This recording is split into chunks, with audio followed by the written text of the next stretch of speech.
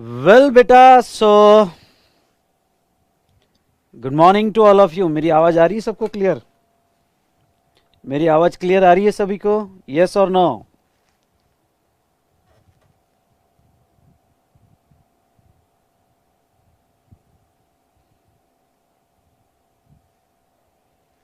फटाफट बताइए, आवाज क्लियर आ रही है कि नहीं आ रही है?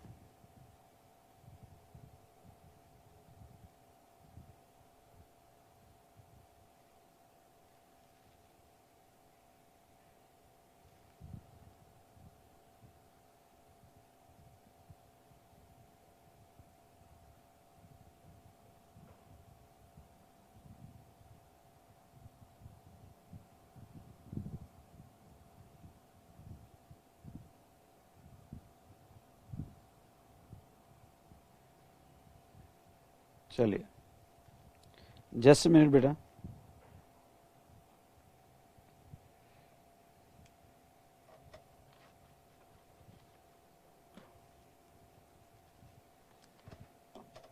All set,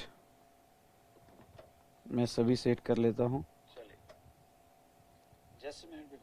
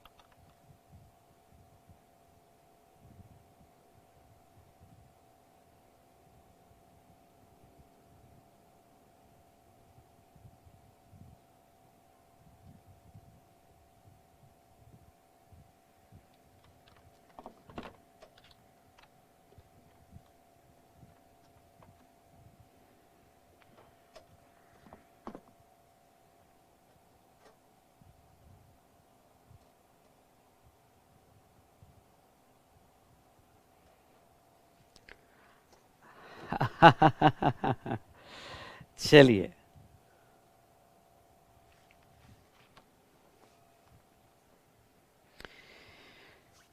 well so very good morning to all of you.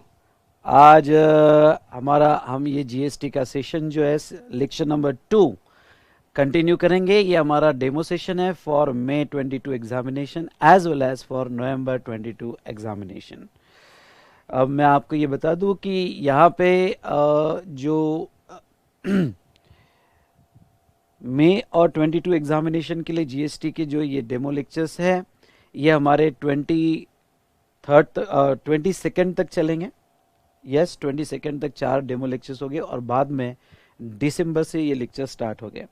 और जो भी स्टूडेंट्स यहाँ पीडी मोड में जिन्होंने ये टैक्सेशन सब्जेक्ट बाय किया है, तो ये डेमो लेक्चर्स वो भी देख सकते हैं, लेकिन 20 दिसंबर को उनका पेन ड्राइव क्लास आएगा।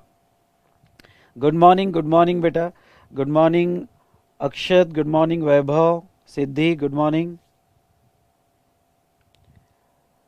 Good morning Lavishka, good morning Devansh.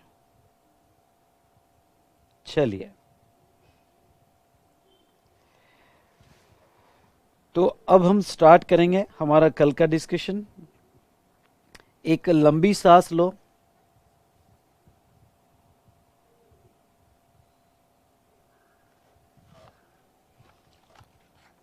एक मिनट। ओके बेटा, आपका ऑर्डर आईडी बता दो माधवी, मैं लिख लेता हूं।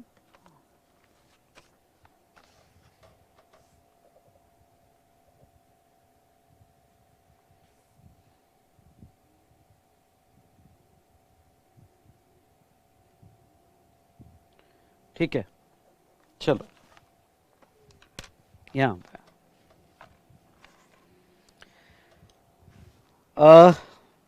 एक लंबी सांस लो।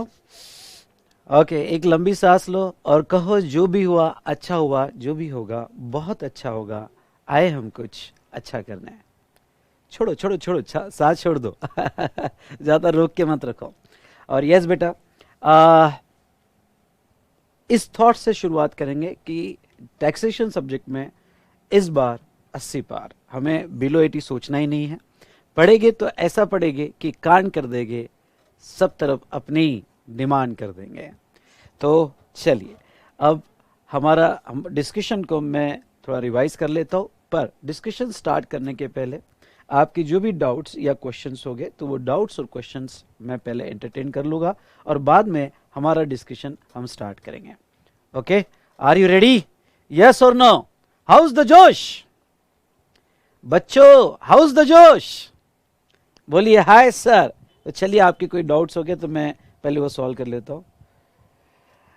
Sir received books yesterday, amazing books. Siddhi thank you बेटा। सर मुझे मेल ही नहीं आया अब तक, मुझे मेल ही नहीं आया। मेल किस बात का बेटा? जो भी है आपके लॉगिन में आएगा, मेल में कुछ नहीं आएगा, जो भी रहेगा लॉगिन में होगा। सर मैंने पीडी ऑप्शन सिलेक्ट किया है तो पीडी मिल गया, तो क्या मैं भी ये लाइव लेक्चर अटेंड कर सकता हूँ? ये तो डेमो लेक्चर है, आपने पीडी भी किया होगा तो आपको लेक्चर्स मिल जाएंगे। ये तो डेमो लेक्चर से बेटा आप अटेंड कर सकते हो। और पीडी ऑप्शन में भी हम जिन्होंने भी पीडी लिया है और लाइव स्ट्रीमिंग करनी है तो हम कोशिश करेंगे कि उनको भी लाइव स्ट्रीमिंग अलाउ करें। उसके लिए I need sir some time. Very high sir, very good. चलिए आगे। सर मैंने पीडी ऑप्शन सेलेक्ट किया था, आपको लाइव लेक्चर करना है तो बेटा एक मेल लिखिएगा और आपका ऑर्डर आईडी वगैरह सब डिटेल्स दीजिएगा, अकॉर्डिंगली आपको इन्फॉर्म किया जाएगा। सीएमए इंटर के लिए आईडीटी के लेक्चर के बारे में बता दो। चलिए जो स्टूडेंट सीएमए इंटर कर रहे हैं, ये सीए इंटर के लेक्चर्स जो है उनको मिलेंगे, प्लस सीएमए इंटर स्टूडेंट्स के लिए मैं कुछ एडिशनल सिलेबस आपको, क्योंकि आपको 100 मार्क्स के आईडीटी है, तो एडिशनल लेक्चर्स कैसे मिलेंगे, क्या मिलेंगे, तो मैं आपको सेपरेट वीडियो रिकॉर्ड करके दूंगा।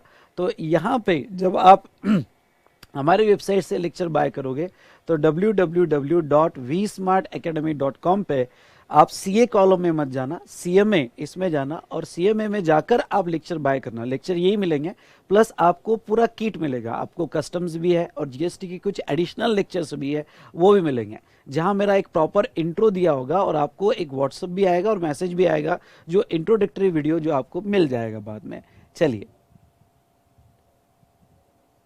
लॉगिन होने के बाद वाइट स्क्रीन आ रही है, कभी कभी सर्वर में दिक्कत जा सकती है, तो एक बार और 2-3 घंटे बाद ट्राई कीजिएगा बेटा, या नेक्स्ट डे ट्राई कीजिए।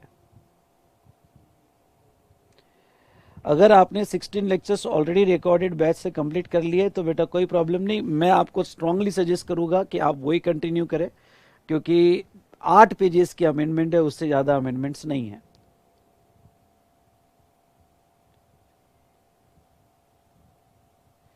ऑनलाइन डाउनलोड और आपको पुरानी बुक्स, तो बेटा मैं आपको सजेस्ट करूं क्या कि जो बुक्स मिली है सिर्फ 8 पेजेस के चेंजेस है, मैं बता दूंगा, वो भी एक एक पैराग्राफ के चेंजेस है, तो ज्यादा चेंजेस नहीं है इस बार ज्यादा अमेंडमेंट नहीं है। तो आपको जो एग्जिस्टिंग बुक मिली होगी पहले, इसके पहले 16 नवंबर के पहले जो भी बुक मिली होगी तो वो बुक कंटिन्यू कर लीजिएगा, सिर्फ 8 पेजेस के चेंजेस है अगर आप देखोगे, और मैं आपको बता दूंगा।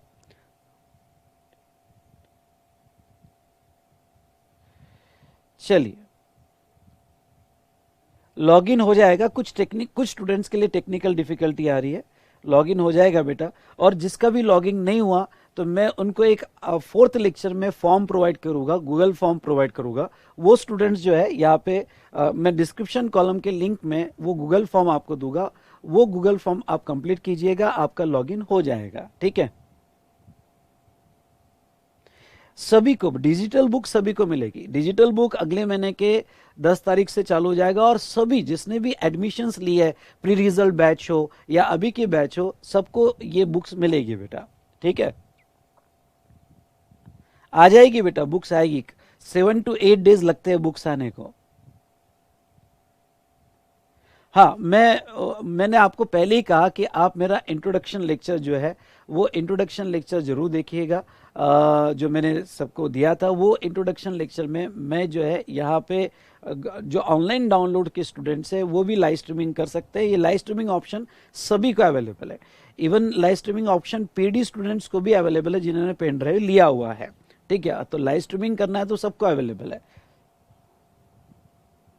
सीएमए इंटर के लिए बेटा यहाँ यही बुक्स अप्लीकेबल है, प्लस एडिशनल बुक्स आपको मिलेगी, जो एडिशनल चैप्टर्स है उसकी बुक्स भी आपको मिलेगी, जैसा कस्टम्स एडिशनल है वगैरह आपको मिलेगी।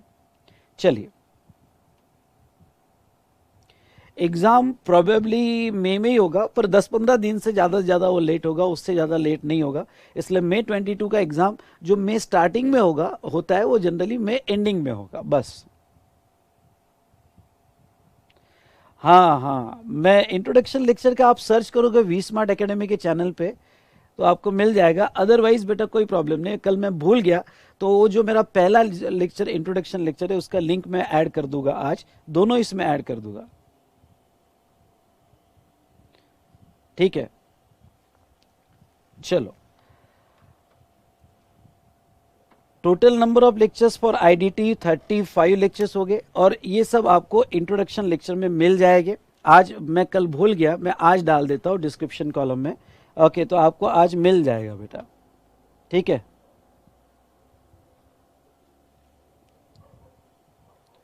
टोटल नंबर ऑफ लेक्चर्स 35 हो गए। लाइव लेक्चर्स के लिए प्रोसेस कुछ नहीं बेटा, आप एडमिशन ले लो, बाकी सब प्रोसेस मैं आपको बता दूंगा किस तरह से क्या है। 28 नवंबर को मेरा एक लेक्चर आएगा। 28 नवंबर को जो लेक्चर आएगा उसमें मैं वी स्मार्ट एकेडमी के चैनल पे, तो ये चैनल पे, जो चैनल पे आप अभी वीडियो देख रहे हो उस पर 28 ऑफ नवंबर को लेक्चर आएगा। लाइव स्ट्रीमिंग आपको किस तरह से करना है मैं डिटेल में आपको समझा दूंगा।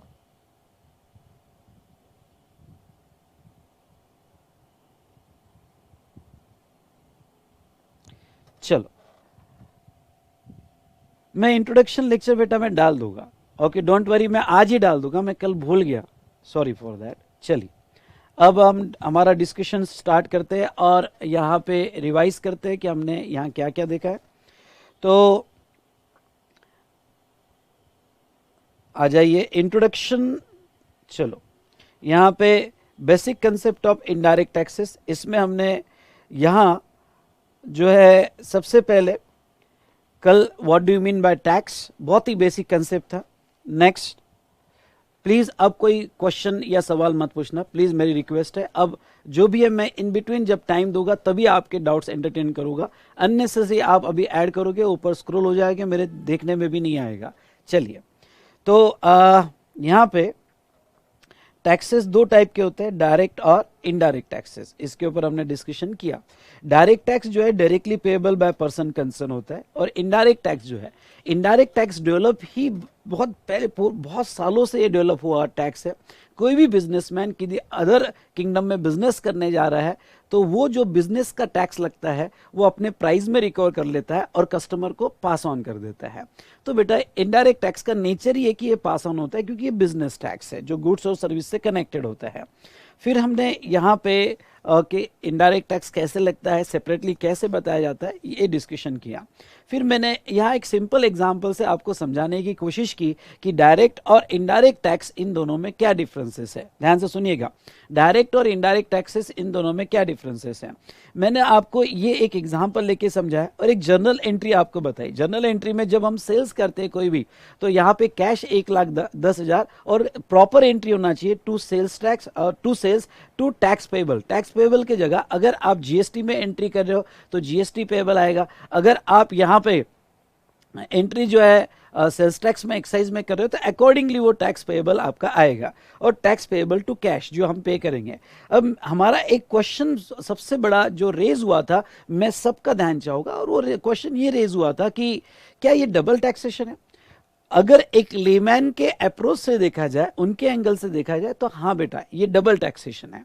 क्यों? क्योंकि 1 लाख पे हम टैक्स दे रहे हैं, गवर्नमेंट कमा चुकी है उस 1 लाख पे, वो किसी से भी कमाए, सप्लायर से या बर्डन पास ऑन होके रिसिपिएंट से, भाई किसी से भी कमाए, पर गवर्नमेंट कमा चुकी है उसके ऊपर। और उसी 1 लाख से जब कोई 20,000 हमारा नेट प्रॉफिट बचता है तो वो नेट प्रॉफिट पे भी गवर्नमेंट पैसा ले रही है। ये डबल टैक्सेशन बेसिकली तो लगता है प्राइमा फेसी लेवल पे, लेकिन बेटा ओके अगर आप गवर्नमेंट के ऑब्जेक्ट देखो तो गवर्नमेंट के ऑब्जेक्ट से ये डबल टैक्सेशन नहीं है। क्यों? क्योंकि गवर्नमेंट का ऑब्जेक्ट ये 2 टैक्स लगाने का बिल्कुल ही अलग है। ये एक बिजनेस टैक्स है, भाई बिजनेस कर रहे हो, गवर्नमेंट को इंफ्रास्ट्रक्चर, सोशल वेलफेयर चीजों के लिए पैसा चाहिए, इसलिए आप कमाओगे, आपको तुमको मिला तो हमको भी चाहिए, तो गवर्नमेंट आप कमाओगे तो खुद भी लेगी। एज वेल एज ये जो टैक्स है तिजोरी टैक्स है। यहाँ पे भी गवर्नमेंट पैसा आपसे इसलिए ले रही है क्योंकि एक इकोनॉमिक सिचुएशन को बैलेंस करने के लिए किसी के पास एक हद से ज़्यादा पैसा नहीं जमा होना चाहिए। अगर हो जाता है तो वहाँ से निकाल कर पब्लिक में जाना जरूरी है, सो दैट उस कंट्री की इकोनॉमी बैलेंस होगी। तो वो ऑब्जेक्ट से ये तिजोरी टैक्स, जिसे हम इनकम टैक्स कहते हैं, ये इनकम टैक्स लगाया गया। और यहाँ पे आज आप स्लैब देखते हो, जैसा जैसा आप कमाओगे ओके वैसा वैसा स्लैब भी बढ़ता है।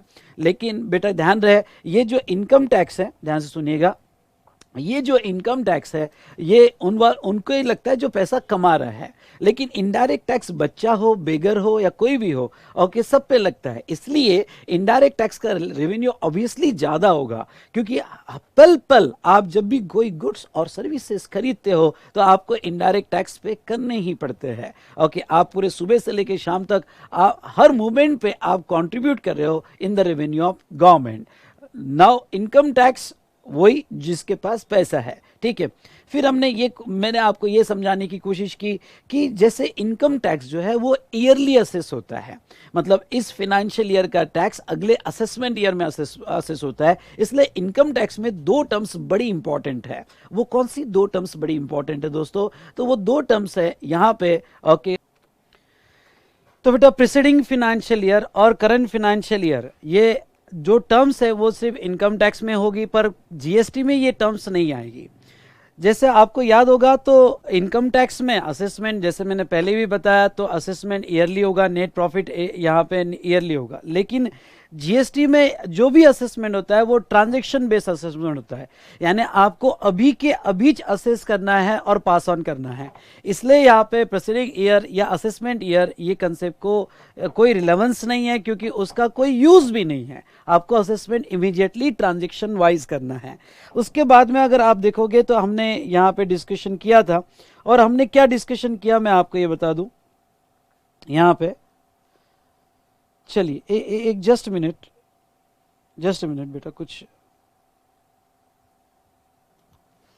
सॉरी बेटा कुछ प्रॉब्लम आया। तो हमने एक डिस्कशन किया था कि यहाँ पे हर स्टेज पे जब भी यहाँ सेल होता है तो सेल्स टैक्स लग रहा है। ये भी डिस्कस किया था कि यहाँ कैस्केडिंग इफेक्ट हो रहा है, और यस इस पे हमारा डिस्कशन था कि कैस्केडिंग इफेक्ट यहाँ पे हो रहे हैं। अगर किसी स्टूडेंट्स के दिमाग में एक बेसिक क्वेश्चन होगा तो वो बेसिक क्वेश्चन से रिलेटेड मैं आपको आंसर देना चाहूँगा कि भाई सर हर स्टेज पे सेल्स टैक्स क्यों लग रहा है। इंडिया में टैक्स लगाने के तीन स्टेजेस है, यानी कोई भी इकोनॉमिकल लॉ आप फॉलो करते हो तो इसके टैक्स लगाने की तीन स्टेजेस है। एक है लेवी, दूसरा है असेसमेंट और तीसरा है collection. Levy means creation of liability, आपके ऊपर लायबिलिटी क्रिएट की जा रही है, उसके बाद में उसको असेस किया जा रहा है और बाद में कलेक्ट किया जाता है। मतलब सबसे पहले किसी भी इकोनॉमिकल लॉ में, फिर वो इनकम टैक्स हो, जीएसटी हो या कोई भी टैक्स लॉ हो, सबसे पहले आप पर लायबिलिटी क्रिएट की जाती है, फिर उसको असेस किया जाता है और फिर बाद में उसका कलेक्शन किया जाता है। यानी लायबिलिटी जो है कुछ इवेंट्स पे, आई रिपीट लायबिलिटी जो है कुछ इवेंट्स पे, और उस इवेंट अगर वो इवेंट आप टच करते हो तो लायबिलिटी आती है। जस्ट मिनट बेटा कुछ प्रॉब्लम जा रहा है, जस्ट मिनट।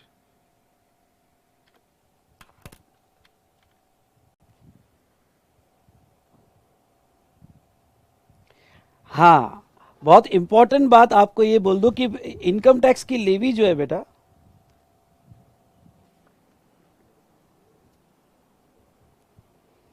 ये पर्सन पे नहीं है, ये इनकम एक्टिविटी पे है, ये इनकम एक्टिविटी पे है।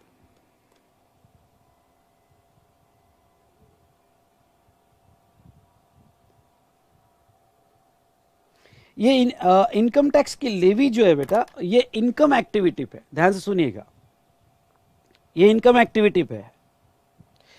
मतलब क्या, जो पर्सन, ध्यान सुनिएगा, जो पर्सन इस एक्टिविटी को टच करेगा उसके ऊपर लेवी आएगी। मतलब ये होता है कि यहां जो है लायबिलिटी कुछ इवेंट्स पे होती है। जैसे अब मैं आपसे एक बहुत बेसिक सवाल पूछना चाहूंगा, और वो बेसिक सवाल क्या, वो बेसिक सवाल यहां पे ये है बेटा कि मुझे ये बताइए कि अगर आप छोटे बच्चे हो, पर्सन ओके, आप छोटे बच्चे हो या ओल्ड एज और कुछ नहीं कमा रहे, तो कोई आपसे इनकम टैक्स मांगेगा?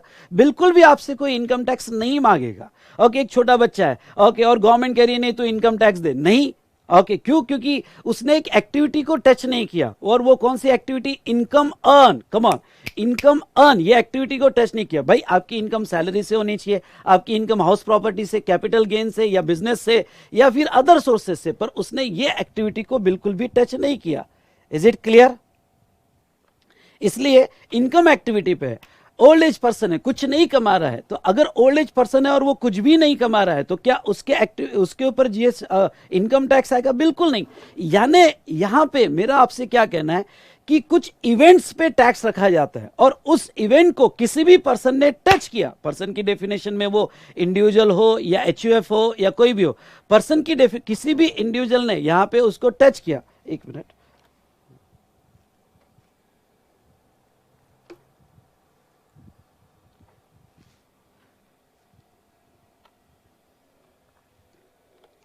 सॉरी बेटा, तो किसी भी पर्सन ने उसको टच किया तो वो सिचुएशन में जहां तक है उसके ऊपर इनकम टैक्स लगाया जाता है। अब देखो, इसीलिए अब एक एग्जाम्पल से आपको समझाना चाहूंगा। मुझे आपने बताना, मिस्टर ए है, ये बहुत बेसिक कंसेप्ट है और ये समझना बहुत जरूरी है, ठीक है? मिस्टर ए है और ये समझ लो इंडिया है, और इंडिया के बाहर से वो गुड्स इंपोर्ट कर रहा है, इंडिया के बाहर से वो गुड्स इंपोर्ट कर रहा है। तो सबसे पहले अब रॉ मटेरियल समझ लो, और ये रॉ मटेरियल उसने इंपोर्ट किया इंडिया के बाहर से, ये रॉ मटेरियल इंपोर्ट किया इंडिया के बाहर से। अब मेरा आपसे एक सवाल है कि अगर वो इंपोर्ट किया तो मिस्टर ए को कौन सा टैक्स देना पड़ेगा? कम ऑन, मिस्टर ए को कौन सा टैक्स देना पड़ेगा? अगर वो इंपोर्ट करता है तो आपके नॉलेज में बताओ कौन सा टैक्स है इंपोर्ट पे?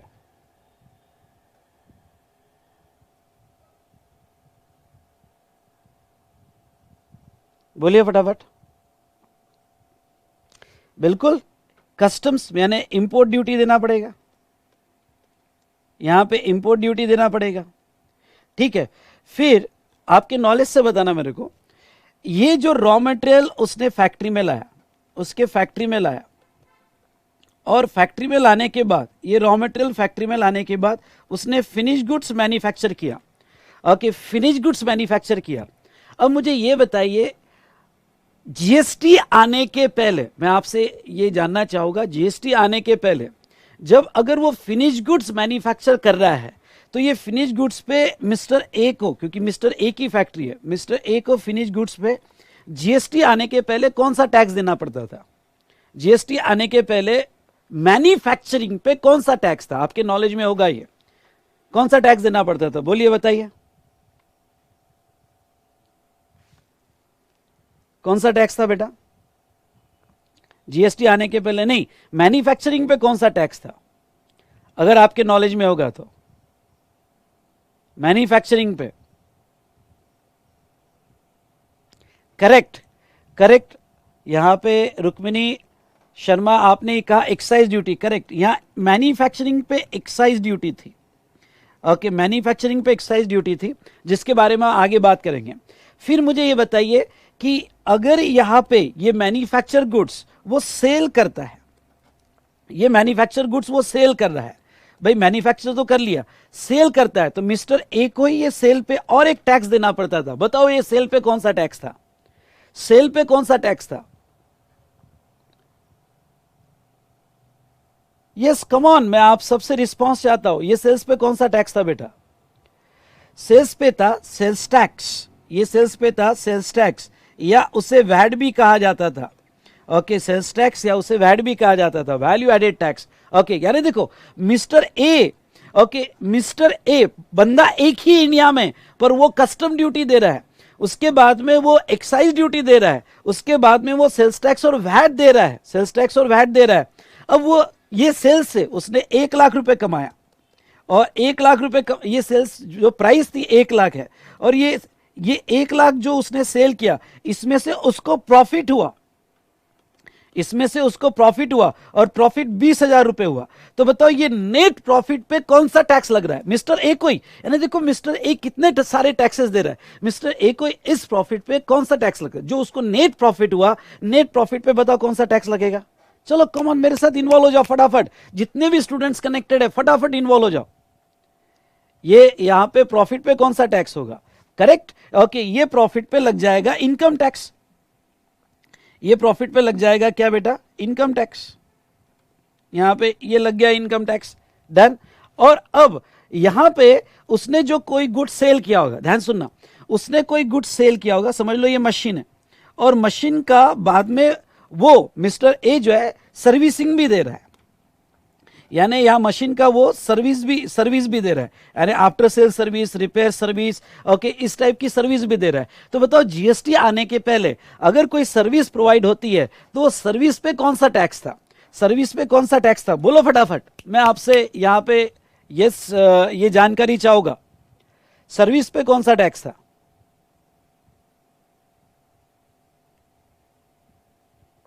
बोलो बेटा। साहिल का सवाल है एक्साइज ड्यूटी क्या होता है, बताओगा। लगान मूवी देखी ना बेटा, तो लगान मूवी में जो यहाँ पे वो कोई भी गन्ना यहाँ पे ग्रेन प्रोड्यूस करता है या जो भी प्रोड्यूस करता है, तो जो भी उत्पादन होता है उसका एक कर देना पड़ता था जिसे एक्साइज कहा जाता था। यस बिल्कुल बेटा, ये जो यहाँ पे, तो यहाँ लगता था सर्विस टैक्स, यहाँ पे लगता था सर्विस टैक्स। ओके, तो देखिए मैं आपको एक बात बताता हूँ, यानी मिस्टर ए बंदा एक ही है और उसको कितने सारे टैक्सेस देने पड़ते थे, ये तो मैंने कुछ ही टैक्सेस लिए, ओके, ऐसे बहुत सारे टैक्सेस है जो उसको यहाँ पे देने पड़ते थे। ओके, तो ध्यान से सुनिएगा, यानी इंपोर्ट किया, ओके, तो इंडिया में टैक्स, अब मैं जो कहना चाहता हूं वो ध्यान से सुनो, इंडिया में टैक्स इवेंट्स पे है, पर्सन पे नहीं। ऐसा नहीं है कि बर्थ हो गया पे टैक्स, क्यों, क्योंकि टैक्स पर्सन पे ना ना ना ना, ना ऐसा नहीं है, इवेंट्स पे। और ये बंदा जितने इवेंट्स को टच करेगा उतनी बार करंट लगेगा। इसने इंपोर्ट को टच किया, एक इंपोर्ट ड्यूटी लगी, इसने मैन्युफैक्चरिंग को टच किया, उत्पादन कर लगा, उत्पादन मतलब एक्साइज ड्यूटी लगी, इसने फिर सेल किया, फिर से करंट लगा, सेल्स टैक्स लगा, इसने फिर यहां पे सर्विसेज दिया, फिर से करंट लगा, सर्विस टैक्स लगा, और इससे जो प्रॉफिट कमाया फिर से करंट लगा, इनकम टैक्स लगा। यानी क्या आप मेरे साथ एग्री हो दोस्तों कि टैक्स इवेंट्स पे है, पर्सन पे नहीं। हाँ, पर्सन जो जो इवेंट्स को टच करेगा उसको टैक्स लगेगा। Yes, are you agree, yes और नो, तो कहो या कहिए बेटा, कहिए या। मुझे आपसे रिस्पांस चाहिए, मुझे बस ये प्रूव करना है कि इवेंट पे टैक्स है, तो ही मैं आपको जीएसटी का इंपॉर्टेंस बता सकता हूं। चलिए, ओके, तो पर्सन एक और टैक्सेस अनेक, ओके, ऐसे बहुत सारे टैक्सेस उसको पे करना है। चलो, तो इसका तो अगर किसी स्टूडेंट्स के दिमाग में ये सवाल होगा, और सवाल ये होगा कि सर सेल्स टैक्स एक बार यहां दे दिया तो फिर से यहां क्यों देना पड़ता है, फिर यहां से क्यों देना पड़ता है, क्यों, क्योंकि यहां टैक्स जो है वो इवेंट्स पे है। ये मैन्युफैक्चरर ने सेल इवेंट को टच किया, लगा टैक्स, इसने भी सेल इवेंट को टच किया, लगा टैक्स, ओके, इसने भी सेल इवेंट को टच किया, लगा टैक्स, इसने भी आगे इवेंट को टच। इंडिया का जो जो भी बंदा इवेंट्स को टच करेगा उसको टैक्स लगेगा। क्लियर, तो इसलिए अब आपका एक सवाल इस एग्जाम्पल में पेंडिंग रहता है, और वो कौन सा, सर यहां डबल टैक्सेशन नहीं हो रहा है। हां, होता था इंडिया में 2004 तक, डबल टैक्सेशन इंडिया में थे, बार बार टैक्स कलेक्ट करना, उसका कैस्केडिंग इफेक्ट होना, प्राइजेस, गुड्स की प्राइजेस सब्सटेंशियली बढ़ जाना, इकोनॉमिकल ग्रोथ अफेक्ट होना, ये इंडिया में था। लेकिन इसको जो है फिर इंडियन गवर्नमेंट ने रिमूव किया। कैसे रिमूव किया, थोड़ा रुक जाना, हम आगे इसको डिटेल डिस्कशन में देखेंगे। चलिए, अब कुछ बातें हमने जो पढ़ी है उसको कंक्लूड कर लेते हैं। आप नेक्स्ट डिस्कशन पे आओगे तो difference between direct and indirect taxation, इसको कंक्लूड करते हैं। आ जाओ यहां पे, एक एग्जाम्पल लेना चाहूंगा, चलो फटाफट। हाँ, ये सभी अल्टीमेट कस्टमर से रिकवर होता था। चलिए देखिए, mister A, a manufacturer of toothpaste, he has done only single sale in financial year 18-19। भाई पूरे साल भर में उसने एक ही सेल किया, 20 लाख का। He has incurred the following expenses to run business in the financial year. ये 20 लाख का सेल हुआ, पर उसको एक्सपेंसेस भी लगे पूरे साल भर में, salary, wages, electricity charges, printing and stationery, other expenses and bank charges. Mr. A also liable to pay tax on sale, यानी सेल्स टैक्स उसके ऊपर 10% था. Calculate direct and indirect taxes. तो यहाँ पे बीच में ऐसा डिवाइड करो और लिखो यहाँ पे calculation of direct taxes, calculation of direct taxes, और सेकंड कैलकुलेशन ऑफ पहला कैलकुलेशन ऑफ इनडायरेक्ट टैक्सेस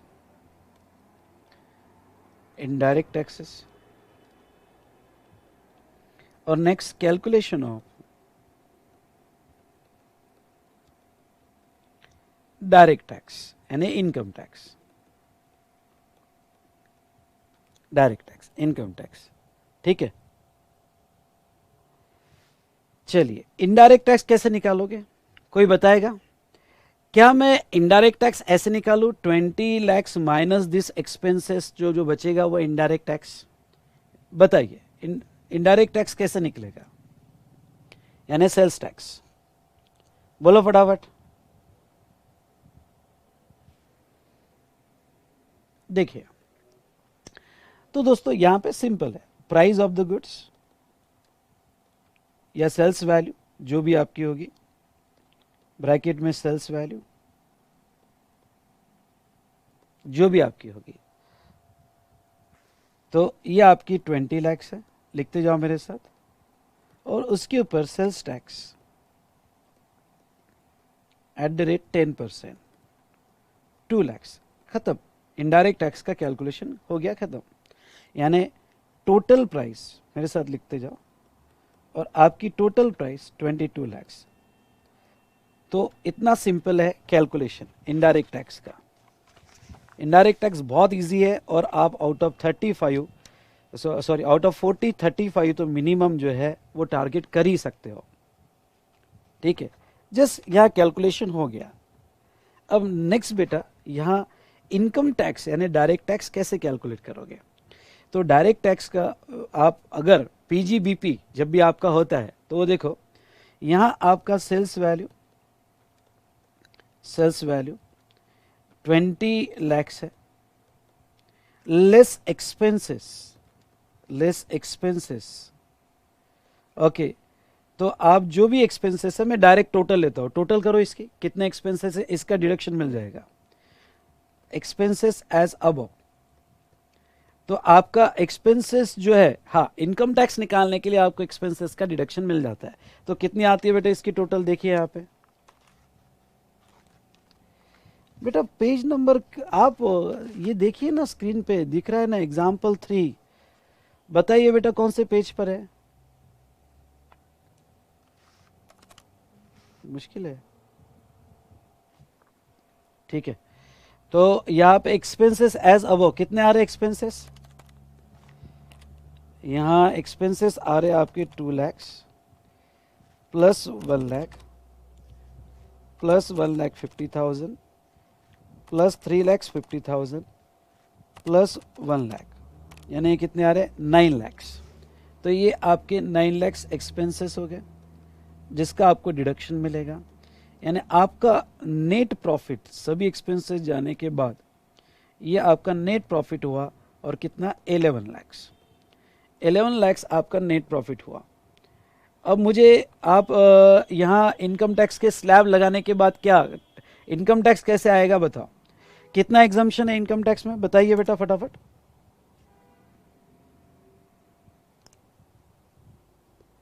कितना एग्जम्पशन है इनकम टैक्स में? बोलिए फटाफट.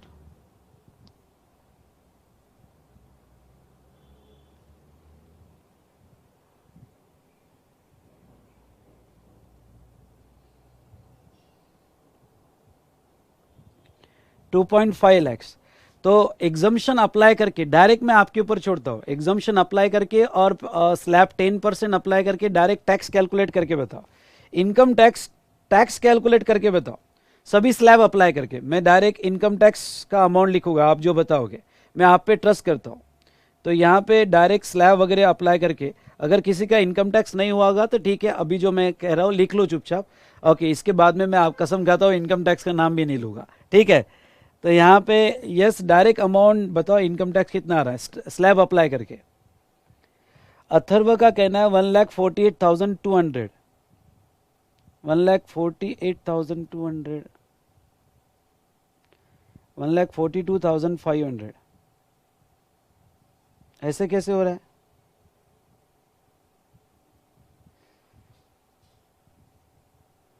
Including education cess. ओके, मैं आपके ऊपर ये भरोसा रख रहा हूं। 148,200 इंक्लूडिंग एजुकेशन सेस। एक बार चेक कर लेना, नहीं तो आपने कैलकुलेट कर लेना।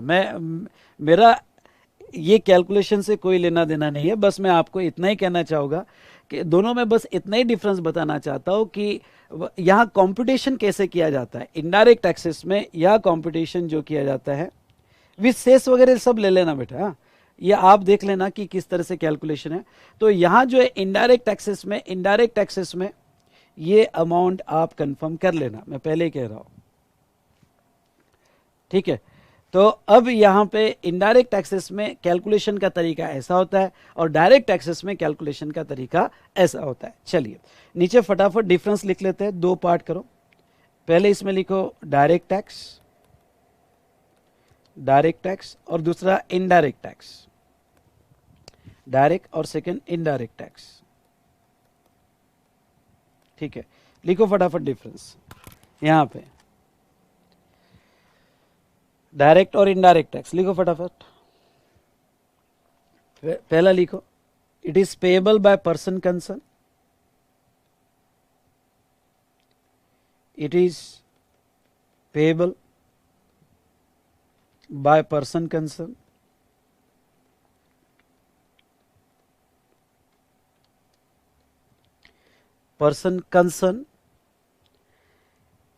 and not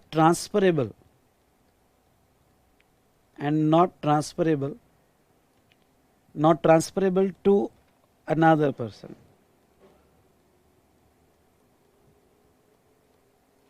not transferable to another person। तो ये लिखो,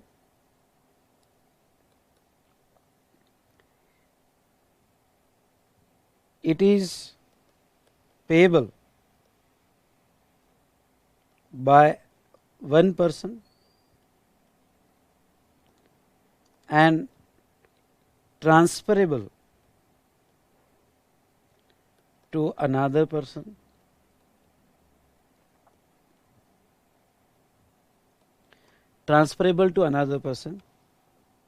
comma, the entire burden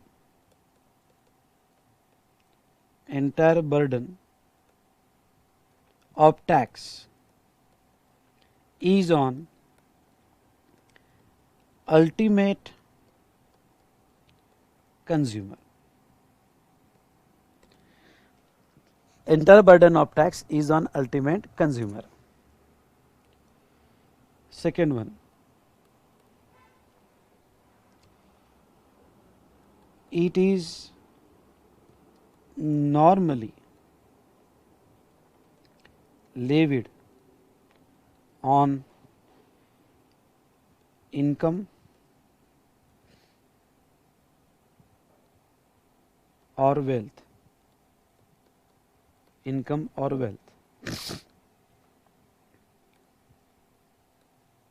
it is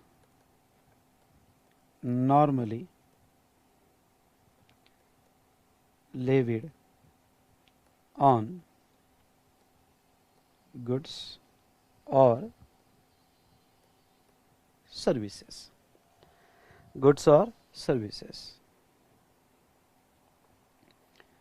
Third,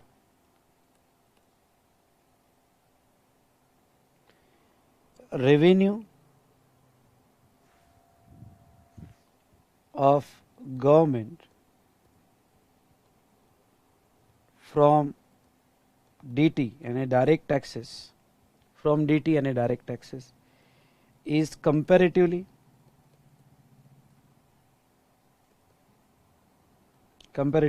less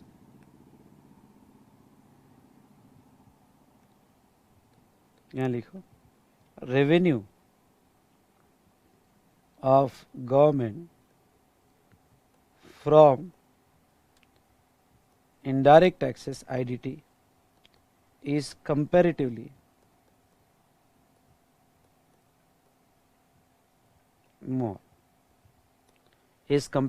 more, ठीक है। Next, fourth point,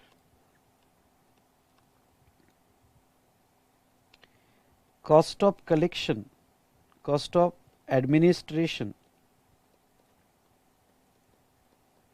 cost of administration of government is more,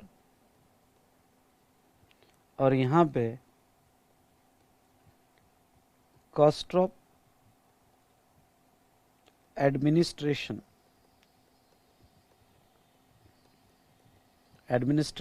of government is less.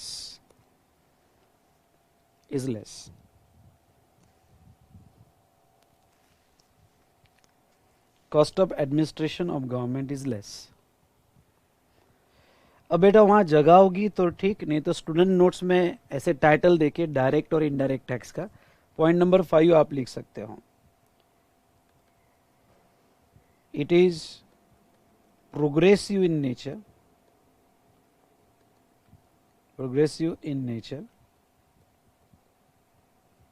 और ये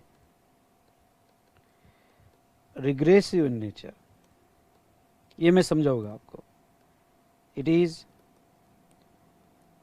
regressive in nature,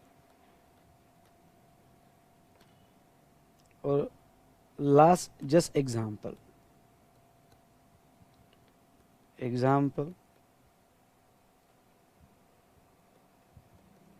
यहां example आएगा income tax, तो यहां एग्जाम्पल आएगा GST, VAT, excise, CST.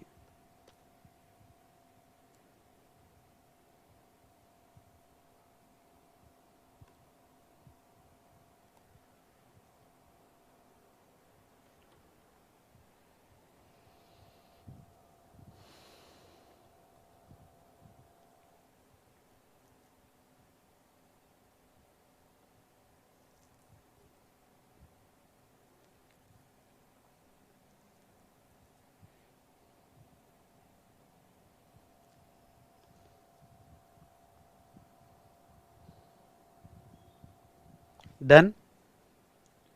Yes और नो?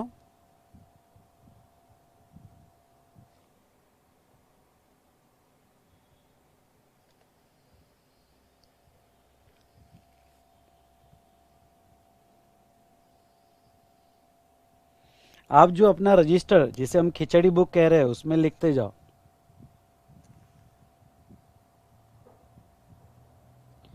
सीएसटी मतलब सेंट्रल सेल्स टैक्स, आगे पढ़ा होगा संभव।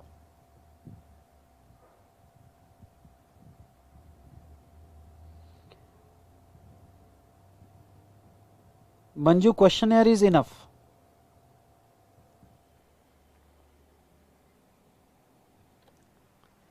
ठीक है, ओके। चलिए, ये डिफरेंसेस हमने यहां पे देखे between direct and indirect taxes पे। सर इस पे क्वेश्चन आने के चांसेस, आप हम प्रायोरिटीज आपको मैं बताते रहूंगा, प्रायोरिटी ए, बी और सी। प्रायोरिटी ए में भी ए प्लस प्लस, मतलब आपको किसी भी सूरत में पढ़ना है, बी और बी प्लस प्लस भी लेंगे, और सी प्लस भी लेंगे। तो आप इस डिफरेंस को प्रायोरिटी जस्ट बी में रखो। बी मतलब ठीक ठाक, और बी प्लस प्लस मतलब थोड़ा ध्यान देना है, और ए ध्यान देना ही है, और ए प्लस प्लस मतलब एग्जाम में आने के पूरे चांसेस है। ठीक है,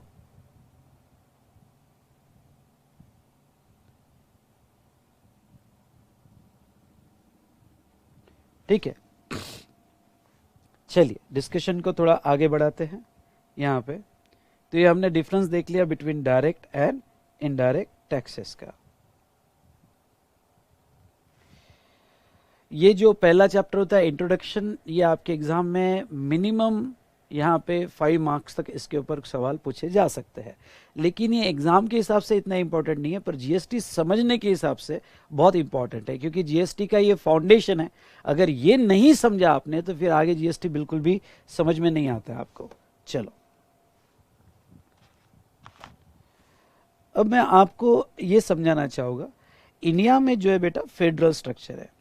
ये इंडिया में फेडरल स्ट्रक्चर मतलब क्या, यहाँ पे अगर आप देखोगे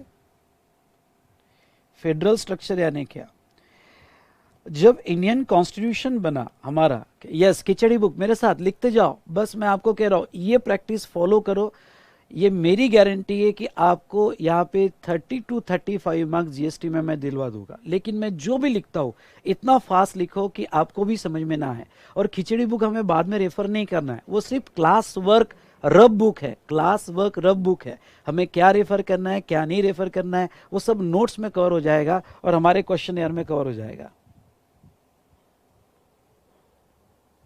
ठीक है, फेडरल स्ट्रक्चर है। फेडरल स्ट्रक्चर यानी क्या, जब यहाँ पे बाबा साहेब आम्बेडकर ने हमारा कॉन्स्टिट्यूशन बनाया तो हमारे कॉन्स्टिट्यूशन में उन्होंने एक बहुत अच्छी बात रखी, हमारे कॉन्स्टिट्यूशनल प्रोविजन में एक बहुत अच्छी बात रखी, और वो क्या, उन्होंने सभी पावर जो है किसी एक गवर्नमेंट के पास नहीं दी, उन्होंने पावर को डिवाइड कर दिया, सेंट्रल स्टेट, और स्टेट के ही अंडर में तीसरी पावर यहाँ पे लोकल बॉडी, जिसे हम कहते हैं म्युनिसिपल कॉरपोरेशन, लोकल बॉडी, या यहाँ पे महानगर पालिका। लोकल बॉडी यानी महानगर पालिका होता है, यानी उन्होंने ये पावर डिवाइड कर दिया और सभी के लिए कुछ न कुछ एडमिनिस्ट्रेशन रखा। मतलब क्या भाई, सेंट्रल पूरे इंडिया का एडमिनिस्ट्रेशन करेगा, स्टेट अपने स्टेट और यूनियन टेरिटरी को देखेगा, और लोकल बॉडी अपने सिटी को देखेगी, और सबको कुछ न कुछ काम दिया।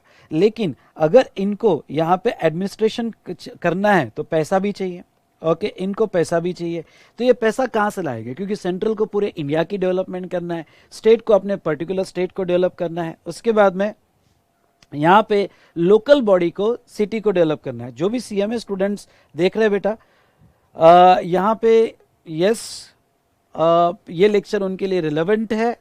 वापस से आखिरी में सारे सीएमए स्टूडेंट्स को मैं बताऊंगा कि आपको बाद में करना क्या है, प्रॉपर गाइडलाइन दूंगा। ठीक है, तो अब यहाँ पे जहाँ तक देखा जाए तो स्टेट, इंडिया और सिटी लेवल पे एडमिनिस्ट्रेशन है। अब ये तीनों गवर्नमेंट जो है, नो डाउट लोकल बॉडी यानी महानगर पालिका जो है, म्युनिसिपल कॉरपोरेशन, कैंटोनमेंट बोर्ड, ये स्टेट के अंडर में काम करते हैं, पर है बॉडी सेपरेट। इनके भी अपने इलेक्शन होते हैं, स्टेट के अपने इलेक्शन होते हैं जो एमएलए, और सेंट्रल के अपने इलेक्शन होते हैं।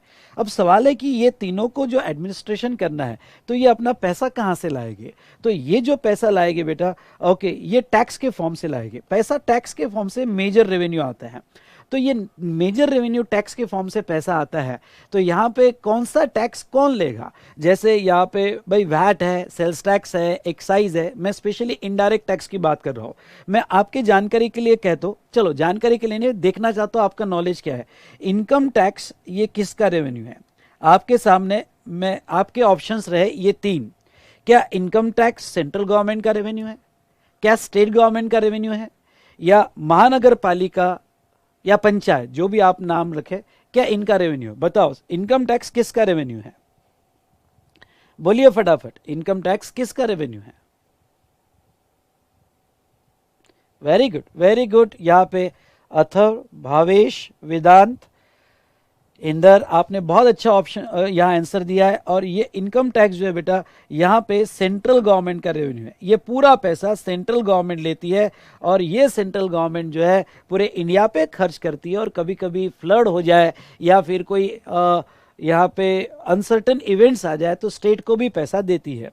तो ये सेंट्रल गवर्नमेंट का रेवेन्यू जहाँ तक इनकम टैक्स की बात है। लेकिन मैं अगर आप इनडायरेक्ट टैक्स की बात करूं तो indirect tax IDT, indirect tax तीनों गवर्नमेंट के रेवेन्यू में डिवाइड हुआ है अलग अलग नाम से।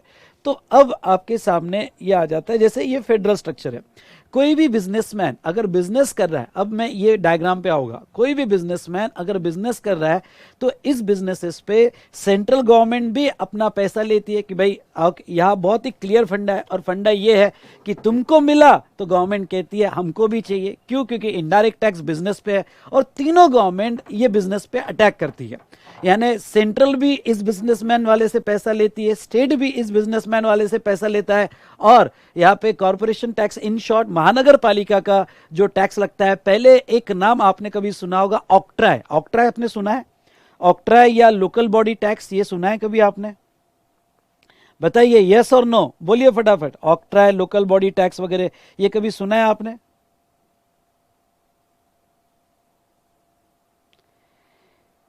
यस और नो?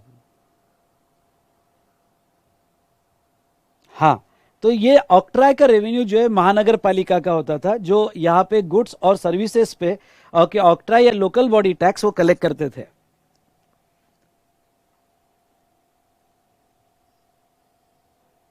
ठीक है, तो इस तरह से तीनों गवर्नमेंट टैक्स कलेक्ट करती थी।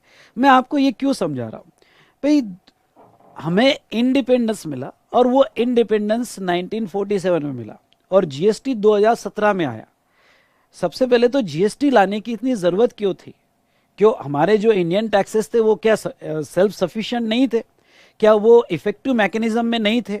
और जीएसटी आने के पहले यहाँ पे क्या क्या टैक्सेस थे और कैसा यहाँ पे सिस्टम था जो इंडस्ट्री को, बिजनेसमैन को बहुत परेशान करता था। और जीएसटी आने के बाद क्या फायदा हुआ? क्यों भाई मोदी जी की इतनी वाह वाह हुई जीएसटी लाया? तो वो बात अलग है कि इम्प्लीमेंटेशन जो है वो इम्प्लीमेंटेशन बहुत अच्छे से नहीं किया गया, लेकिन जीएसटी लाया गया तो क्यों इतनी वाह वाह हुई, उस ये बात को आप अच्छे से समझ लीजिएगा। चलिए, तो अब एक पॉइंट दिमाग में फिट कीजिएगा भाई, ये यहाँ पिक्टोरियल प्रेजेंटेशन बताने का मेरा ऑब्जेक्ट क्या है? या पिक्टोरियल प्रेजेंटेशन बताने का मेरा ऑब्जेक्ट बस इतना ही है कि एक बिजनेसमैन से तीन गवर्नमेंट टैक्सेस लेती है, सेंट्रल भी लेती है, स्टेट भी लेती है, और हमारी लोकल बॉडी जिसे महानगर पालिका कहते हैं, ओके, म्युनिसिपल कॉर्पोरेशन कहते हैं, वो भी यहाँ पे टैक्स लेती है। चलिए डिस्कशन को आगे बढ़ाते हैं। अब आता हूं मैं हमारे कॉन्स्टिट्यूशन ऑफ इंडिया पे। Come on, constitution of India पे। यहाँ पे कोई भी इंडिया में टैक्स लगाना हो, ध्यान से सुनिएगा, कोई भी इंडिया में टैक्स लगाना हो तो उसके लिए कॉन्स्टिट्यूशनल अथॉरिटी चाहिए। कॉन्स्टिट्यूशन ऑफ इंडिया ये हमारा सुप्रीम लॉ है। वेरी गुड, ओके, ध्यान सुनिएगा, कॉन्स्टिट्यूशन ऑफ इंडिया ये हमारा सुप्रीम लॉ है। All acts, all law emanates from constitution. Sir emanates मतलब क्या होता है? इमेनेट्स मतलब यहाँ पे कि इंडिया का हर लॉ कॉन्स्टिट्यूशन से बना है। जब तक कॉन्स्टिट्यूशन अथॉरिटी नहीं देता है तब तक इंडिया में हम कोई भी लॉ नहीं बना सकते हैं। इसलिए जब भी कोई लॉ पढ़ो, आपने इनकम टैक्स पढ़ना शुरू किया होगा, आपने कंपनी लॉ पढ़ना शुरू किया होगा, या आपने यहाँ पे आज जीएसटी पढ़ रहे हो, तो कॉन्स्टिट्यूशन की प्रोविजन आपको जानना बहुत जरूरी है। ठीक है, कॉन्स्टिट्यूशन की प्रोविजन जानना बहुत जरूरी है, और हमें यही देखना है कि कॉन्स्टिट्यूशन ऑफ इंडिया हमारे जीएसटी के बारे में क्या कहता है। तो अगर जीएसटी के बारे में जानना है तो उसके पहले, जीएसटी आने के पहले कौन कौन से पुराने लॉस थे वो आपको समझना बहुत जरूरी है दोस्तों। तो यहाँ पे कॉन्स्टिट्यूशन ऑफ इंडिया की कुछ प्रोविजंस जो tax related, specially indirect taxes से रिलेटेड है, उसको हम समझने की कोशिश करेंगे और डिस्कशन को आगे बढ़ाएंगे। Are you ready? यस और नो? अरे सब रेडी हो या नहीं हो? एंजॉय कर रहे हो या नींद आ रही है? ये पहला मॉड्यूल है ऐसा कि थोड़ा इंटरेस्टिंग है, थोड़ा यहाँ पे थ्योरेटिकल डिस्कशन जाता है, लेकिन मैं आपको गारंटी देता हूँ अगर ये मॉड्यूल आपका अच्छे से हो जाए तो आपको जीएसटी में बहुत इंटरेस्ट आ रहा है, क्योंकि मैं इंटरेस्ट आएगा आपको इंटरेस्ट, क्योंकि ये एक फाउंडेशन आपका मैं डेवलप कर रहा हूँ। सो एंजॉय कर रहे होगे तो ई लिखो, नींद आ रही होगी तो एन लिखो। यस और नो?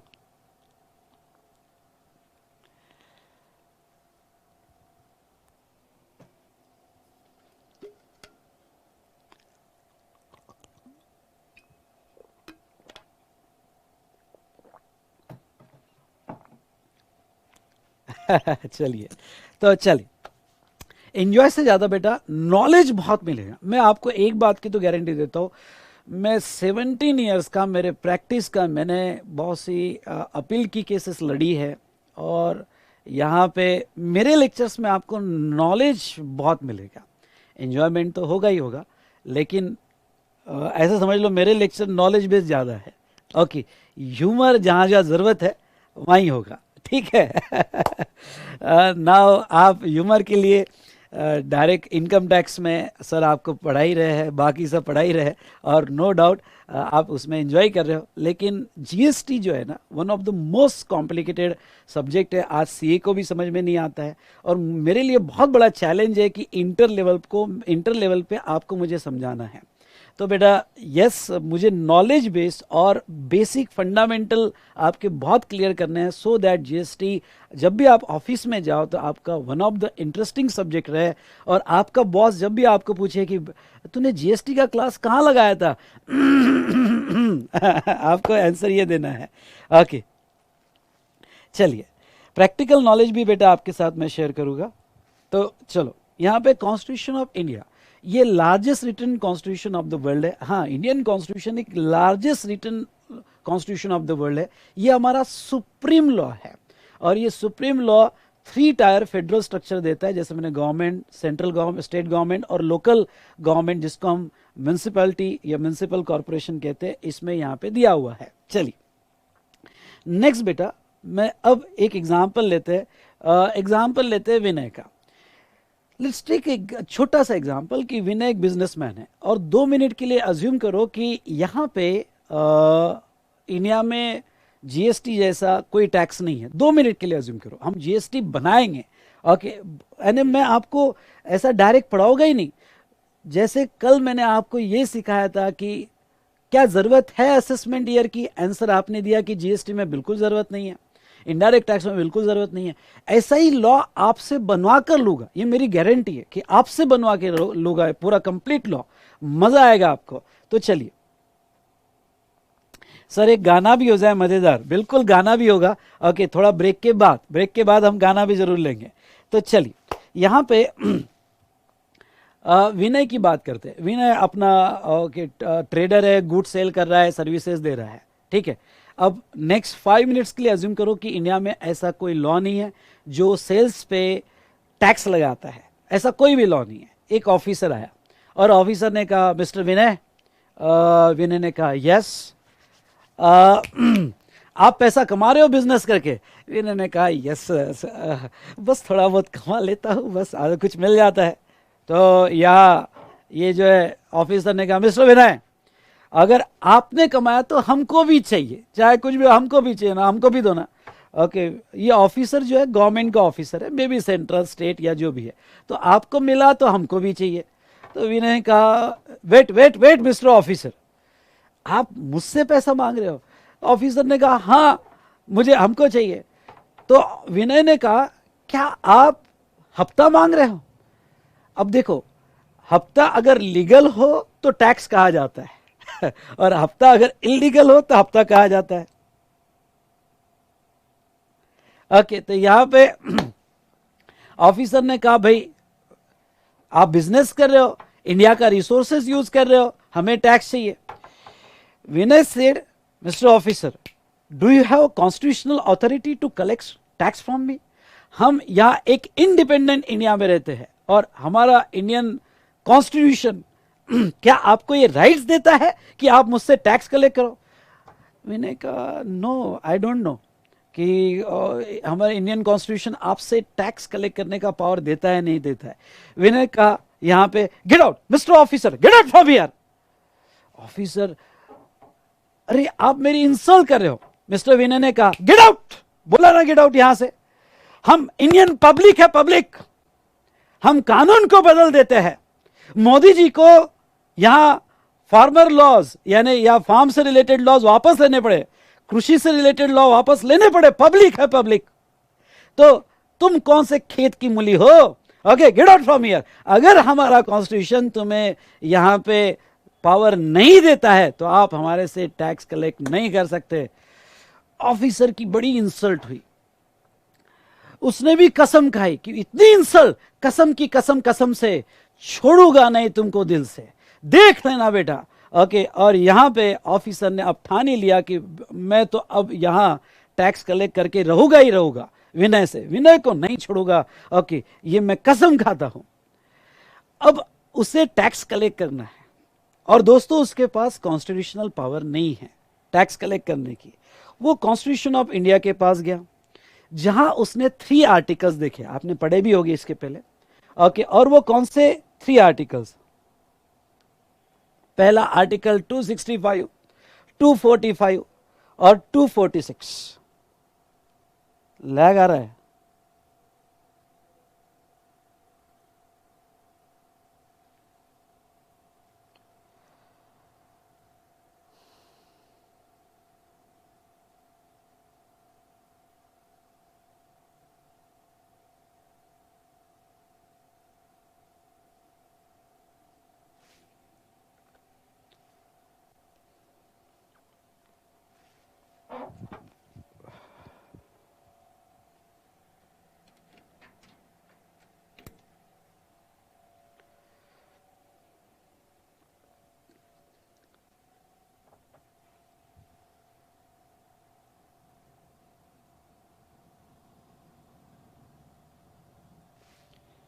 अब सही है? अभी लैगिंग हो रहा था, अब सही है?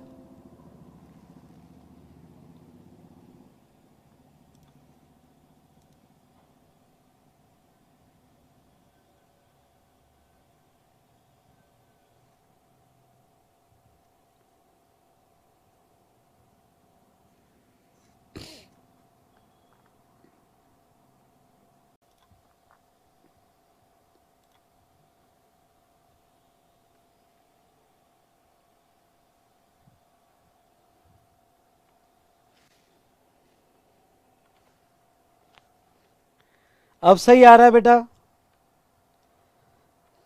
यहां पे अब सही आ रहा है? Hello hello hello hello. Okay, यहां पे क्या आपको लेक्चर सही मिल रहे हैं? यस और नो बोलिए फटाफट।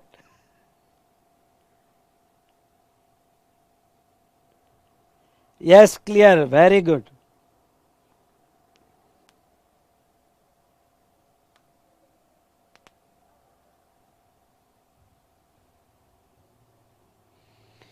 तो विनय ने जो कहा कि विनय ने कहा कि जब तक आपको कॉन्स्टिट्यूशनल, फिर से मैं कनेक्ट हो जाता हूं, विनय ने कहा कि जब तक आपको कॉन्स्टिट्यूशनल अथॉरिटी नहीं मिलती है आप हमारे से टैक्स कलेक्ट नहीं कर सकते। तो वो ऑफिसर ने ठान लिया कि अब मैं विनय से तो टैक्स कलेक्ट करके रहूंगा चाहे कुछ भी हो जाए। तो उसे चाहिए कॉन्स्टिट्यूशनल अथॉरिटी, क्योंकि इंडियन कॉन्स्टिट्यूशन जब तक ये अथॉरिटी नहीं देता है टैक्स लगाने की, हम इंडियन पब्लिक से टैक्स कलेक्ट नहीं कर सकते। तो फिर ये कॉन्स्टिट्यूशनल अथॉरिटी हम कहां से ले? तो 3 ऐसे आर्टिकल्स है जो आपको हेल्प करेंगे हमारे कॉन्स्टिट्यूशन के। आर्टिकल 265, उसके बाद में आर्टिकल 245 और आर्टिकल 246। ये 3 आर्टिकल्स आपको हेल्प करेंगे for levy and collection of tax. सबसे पहले तो मैं आता हूं, अगर आप पेज के कंटिन्यूटी में रहोगे, मैं पहले ही कहता हूं बेटा आपको थोड़ा ध्यान रखना पड़ेगा, क्योंकि मैंने अपने स्क्रीन पे पूरी कंप्लीट नोट्स नहीं ली है। उसका रीज़न ये है क्योंकि यहाँ पे जब फाइल हेवी हो जाती है तो मेरा लैपटॉप का स्क्रीन जो है थोड़ा हैंग हो जाता है उसमें, और ये जो इतने ग्राफिकल प्रेजेंटेशंस में फाइल आती है तो यहाँ पे कभी कभी ये जो सॉफ्टवेयर मैं यूज़ कर रहा हूँ ये स्क्रीन पे लाने के लिए, ओके, या वन नोट हैंग हो जाता है। इसलिए मैंने उस फाइल को ब्रेक कर करके यहाँ पे कंसेप्ट वाइज यहाँ लिया है, इसलिए आपको ट्रैक रखना पड़ेगा, पूरा पेज आपको नहीं दिखेगा। ठीक है, तो अब थोड़ा अगर आप नीचे आते हो, देखिएगा, थोड़ा अगर नीचे आते हो तो आर्टिकल 265, और ये 265 क्या कहता है? आर्टिकल 265 आप मेरे साथ रीड करोगे स्क्रीन पे, चलो फटाफट मेरे साथ रीड कीजिएगा। ये कहता है no tax shall be levied or collected except under the authority of law। लिखना नहीं है, ओके, लिखना नहीं है, क्योंकि जहां एग्जाम में क्वेश्चंस आएंगे क्या लिखना है क्या नहीं लिखना है मैं आपको सब समझाऊंगा। ठीक है, so no tax shall be levied और collected except under the authority of law. तो यहाँ कुछ स्टूडेंट्स और ये मेरा फोटो है, हम कॉन्वर्सेशन भी करेंगे, नोट्स डेफिनेटली बहुत इंटरेक्टिव बनाने की मैंने कोशिश भी की है। तो दोस्तों यहाँ पे ऑफिसर जो है, ये ऑफिसर आर्टिकल 265 के पास जाता है और आर्टिकल 265 को कहता है कि सर विनय ने मेरी बहुत इंसल्ट की। जैसा इमेजिन करना कि कॉन्स्टिट्यूशन का आर्टिकल 265 सामने खड़ा है और ये ऑफिसर कहता है, जो गवर्नमेंट का ऑफिसर है, सर विनय ने मेरी बहुत इंसल्ट की, उसने कहा गेट आउट फ्रॉम हियर, बहुत ह्यूमिलेट किया, सर मुझे अब टैक्स लगाने का पावर दो, मैं विनय के बिजनेस पे टैक्स लगाना चाहता हूं। आर्टिकल 265 कहता है, ओहो ओके, तो तू क्या विनय के बिजनेस पे टैक्स लगाना चाहता है? हाँ सर, मैं विनय के बिजनेस पे टैक्स लगाना चाहता हूं, मैंने भी कसम खाई है। तो article 265 says, mister officer, no tax shall be levied और कलेक्टेड। हम कह रहे हैं कि कोई भी टैक्स ना लेवी होगा ना कलेक्ट होगा accept under the authority of law. मतलब सबसे पहले तो आपको यहां पे लॉ बनाना पड़ेगा। सबसे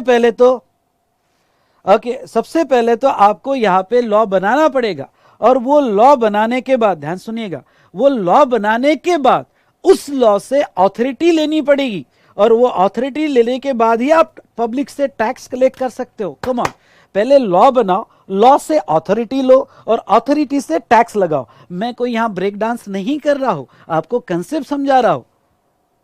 इज इट क्लियर? तो ऐसे सिचुएशन में अगर आप इनकम टैक्स पढ़ रहे हो, इसलिए इनकम टैक्स के फर्स्ट लेक्चर में ही आ जाता है, और फर्स्ट लेक्चर में इनकम टैक्स एक्ट मैं कम से कम 4 लेक्चर्स तो आपका एक्ट स्टार्ट करने वाला नहीं हूं, ये पूरा बैकग्राउंड आपको समझाने वाला हूं, ओके, तो ही आपको जीएसटी समझ में आएगा।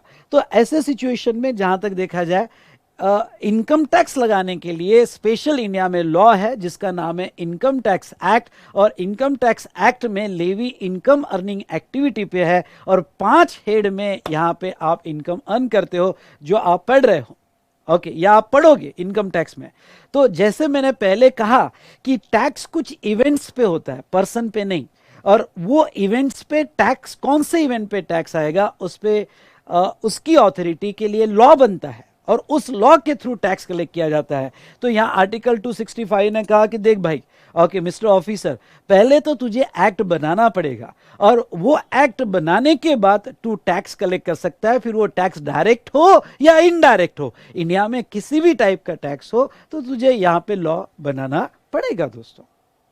सो नाउ ओके, एक स्टूडेंट सवाल पूछ रहा है, sir what if you read article 265 carefully. मैं आपके साथ बात कर रहा हूं, और मैं कह रहा हूं कि अगर आप आर्टिकल 265 केयरफुली रीड करते हो, then it's said for levy of any tax authority of law is needed. अब आपको एक बात यहां बता दूं कि नोट्स, मैंने बहुत कोशिश की है इंटरेक्टिव नोट्स बनाने की, नोट्स आपको कंसेप्ट पूरा समझाएगी, और मेरा क्वेश्चनर एग्जाम तक आपके साथ रहेगा। और मैं आपको कह दूं, क्वेश्चनर में हर एरिया में क्वेश्चन है, इसलिए नोट्स नहीं भी पढ़ा और बाद में क्वेश्चनर्स पढ़े तो मोर देन इनफ। और मैंने आपको बताया डिजिटल स्मार्ट बुक मैं आपको क्वेश्चनर्स की प्रोवाइड करने वाला हूं, जो एग्जाम तक मैं आपके साथ रहूंगा। तो यस बेटा, बात आप तक पहुंची तो यस लाइक जरूर कीजिएगा और थंब जरूर दीजिएगा। तो चलिए, यहां पे authority of law is needed. फिर आप ये पूछ रहे हो कि sir who can made the laws in India. भाई सवाल आपने पूछा कि लॉ इंडिया में कौन बनाता है, तो मैंने कहा गुड क्वेश्चन, आप इंडिया में लॉ कौन बनाता है? तो authority to make the law in India is given in article 245, यानी इंडिया में लॉ बनाने की पावर किसी को भी नहीं है। इंडिया में लॉ वही बनाएगा जो हम आर्टिकल 245 में बताएंगे। ओके, आर्टिकल 245 में बताएंगे। तो चलिए, आर्टिकल 245 क्या कहता है? लर्न करने की कोई भी जरूरत नहीं है, एग्जाम में आपको ना लिखना है, ओके, ना इसके ऊपर कोई सवाल पूछा जाएगा। अगर पूछा जाएगा तो एक आधा एमसीक्यू क्वेश्चन में पूछा जाएगा, इसलिए इसको पढ़ने की जरूरत है, वर्ड टू वर्ड लर्न करने की जरूरत नहीं है। चलिए, आर्टिकल 245 क्या कहता है? It empowers the parliament to make the law for whole or any part of territory of India and legislature of state to make the laws for whole or any part of the state. अब देखो, चलो खिचड़ी book मेरे साथ, कमान कमान कमान, खिचड़ी book मेरे साथ। अब देखो, article 245 लिखते जाओ, वर्डिंग्स पे ग्रिप आएगी। ये लिखने से आपका कंसेप्ट और वर्डिंग्स पे बहुत ज्यादा ग्रिप आएगी, जो सीए इंटर और फाइनल लेवल के लिए बहुत जरूरी है। और वी स्मार्ट का एक यूएसपी है कि वी स्मार्ट में आपको इंटर लेवल पे जो फैकल्टी पढ़ा रही है, वो सभी फैकल्टी पहले फाइनल में फेमस हुई और बाद में आपको इंटर लेवल पे पढ़ा रही है। आप अगर देखोगे मेरा, जय चावला सर का, यहाँ पे DT विजय सर का, और यहाँ पे दर्शन खरे सर का, ये सब पहले फाइनल में बहुत डिटेल में पढ़ा चुकी है, और आपको ये नॉलेज फाइनल यानी आपको अभी से प्रिपेयर कर रही है कि आप फाइनल लेवल तक रेडी हो जाए और फाइनल आपके लिए बहुत आसान हो। तो अब आर्टिकल 245 क्या कहता है? आर्टिकल 245 कहता है इट एम्पावर्स। ओके, किसको एम्पावर? मेरे साथ खिचड़ी बुक फटाफट। ओके, किसको? तो यहां पे it empowers parliament. Okay, parliament और second central government, sorry parliament, और दूसरा legislature of state, legislature of state. Okay, parliament और legislature of state to make the laws. और पार्लियामेंट किस पे लॉ बना सकती है? तो अगर खिचड़ी बुक बना रहे हो ना आप, यस और नो, तो पार्लियामेंट जो लॉ बना सकती है for whole or any part of India, whole or any part of India, और लेजिस्लेचर ऑफ स्टेट जो है for whole or any part of the state, whole or any part of the state, whole or any part of the state. मतलब क्या? Parliament अभी के लिए समझ लो central government. वैसे एक छोटा सा बेसिक डिफरेंस है पार्लियामेंट और सेंट्रल गवर्नमेंट में, जो मैं बाद में बताऊंगा, लेकिन यहां पे सेंट्रल लेवल पे ओके इंडिया से रिलेटेड लॉ बनाना है तो पार्लियामेंट लॉ बनाएगी, और स्टेट से रिलेटेड लॉ बनाना है तो लेजिस्लेचर ऑफ स्टेट बनाएगी। नो डाउट इसमें जो सिटी से रिलेटेड लॉ बनता है, जैसे पुणे सिटी का जो लोकल बॉडी का महानगर पालिका का लॉ बनता है, उनके बाय लॉज बनते हैं, ये भी स्टेट ही बनाता है, क्योंकि महानगर पालिका स्टेट के अंडर में काम करती है, उसके इलेक्शन अलग होते हैं लेकिन स्टेट के अंडर में ही काम करती है। तो यहाँ पे लॉ बनाने का पावर जो है पार्लियामेंट को दिया गया है और लेजिस्लेचर ऑफ स्टेट को दिया गया है। तो ये दो बॉडी को यहाँ पे पावर दी गई है। यहां तक समझ में आया सबको? यस और नो? यस और नो बताइए। तो चलो यहाँ पे अब मेरा दूसरा सवाल ये है, और सवाल ये है कि ठीक है, अब ये तो बात समझ में आ गई कि लॉ कौन बना सकता है। लॉ यहाँ पे राउंड करो पार्लियामेंट या लेजिस्लेचर ऑफ स्टेट, और कि दो लोग लॉ बनाते हैं, पर कौन से सब्जेक्ट्स पे कौन लॉ बनाएगा? सवाल मेरा वही रह गया कि कौन से सब्जेक्ट्स पे कौन लॉ बनाएगा। तो आप थोड़ा यहाँ पे आपके नोट्स में पेज नंबर 15 पे अगर आप आते हो, पेज नंबर 15 पे, तो यहां पे 3 लिस्ट उन्होंने दी है पेज नंबर 15 पे। मैं बाद में वो आपकी लिस्ट कवर करूंगा।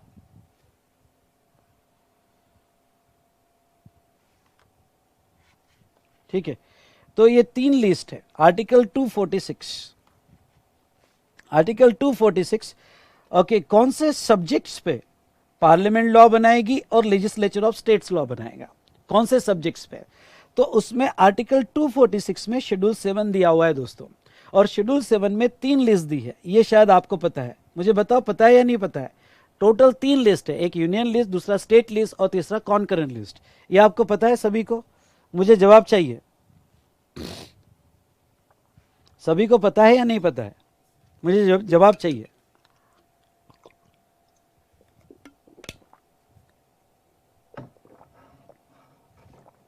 Very good. आर्टिकल 246 में 3 लिस्ट दी है। पहला लिस्ट दिया है यूनियन लिस्ट। ये ऐसे सब्जेक्ट्स मैटर बताती है जिसके ऊपर सिर्फ पार्लियामेंट लॉ बना सकती है। और लिस्ट 2 ये ऐसा सब्जेक्ट मैटर बनाती है जिसके ऊपर लेजिस्लेचर ऑफ स्टेट यानी स्टेट गवर्नमेंट लॉ बनाएगी।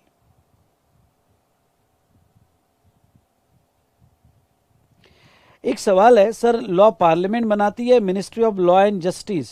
थोड़ा रुक जाना यहाँ पे अशोक, इसके बारे में ये डिस्कशन बड़ा इंपॉर्टेंट है और इसके बारे में हम आगे पढ़ेंगे। आपका सवाल अच्छा है, लिख के रखो, हम आगे बताऊंगा।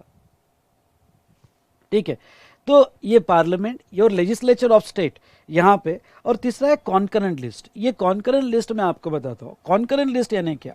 कुछ ऐसे सब्जेक्ट्स है जैसे टेररिज्म है,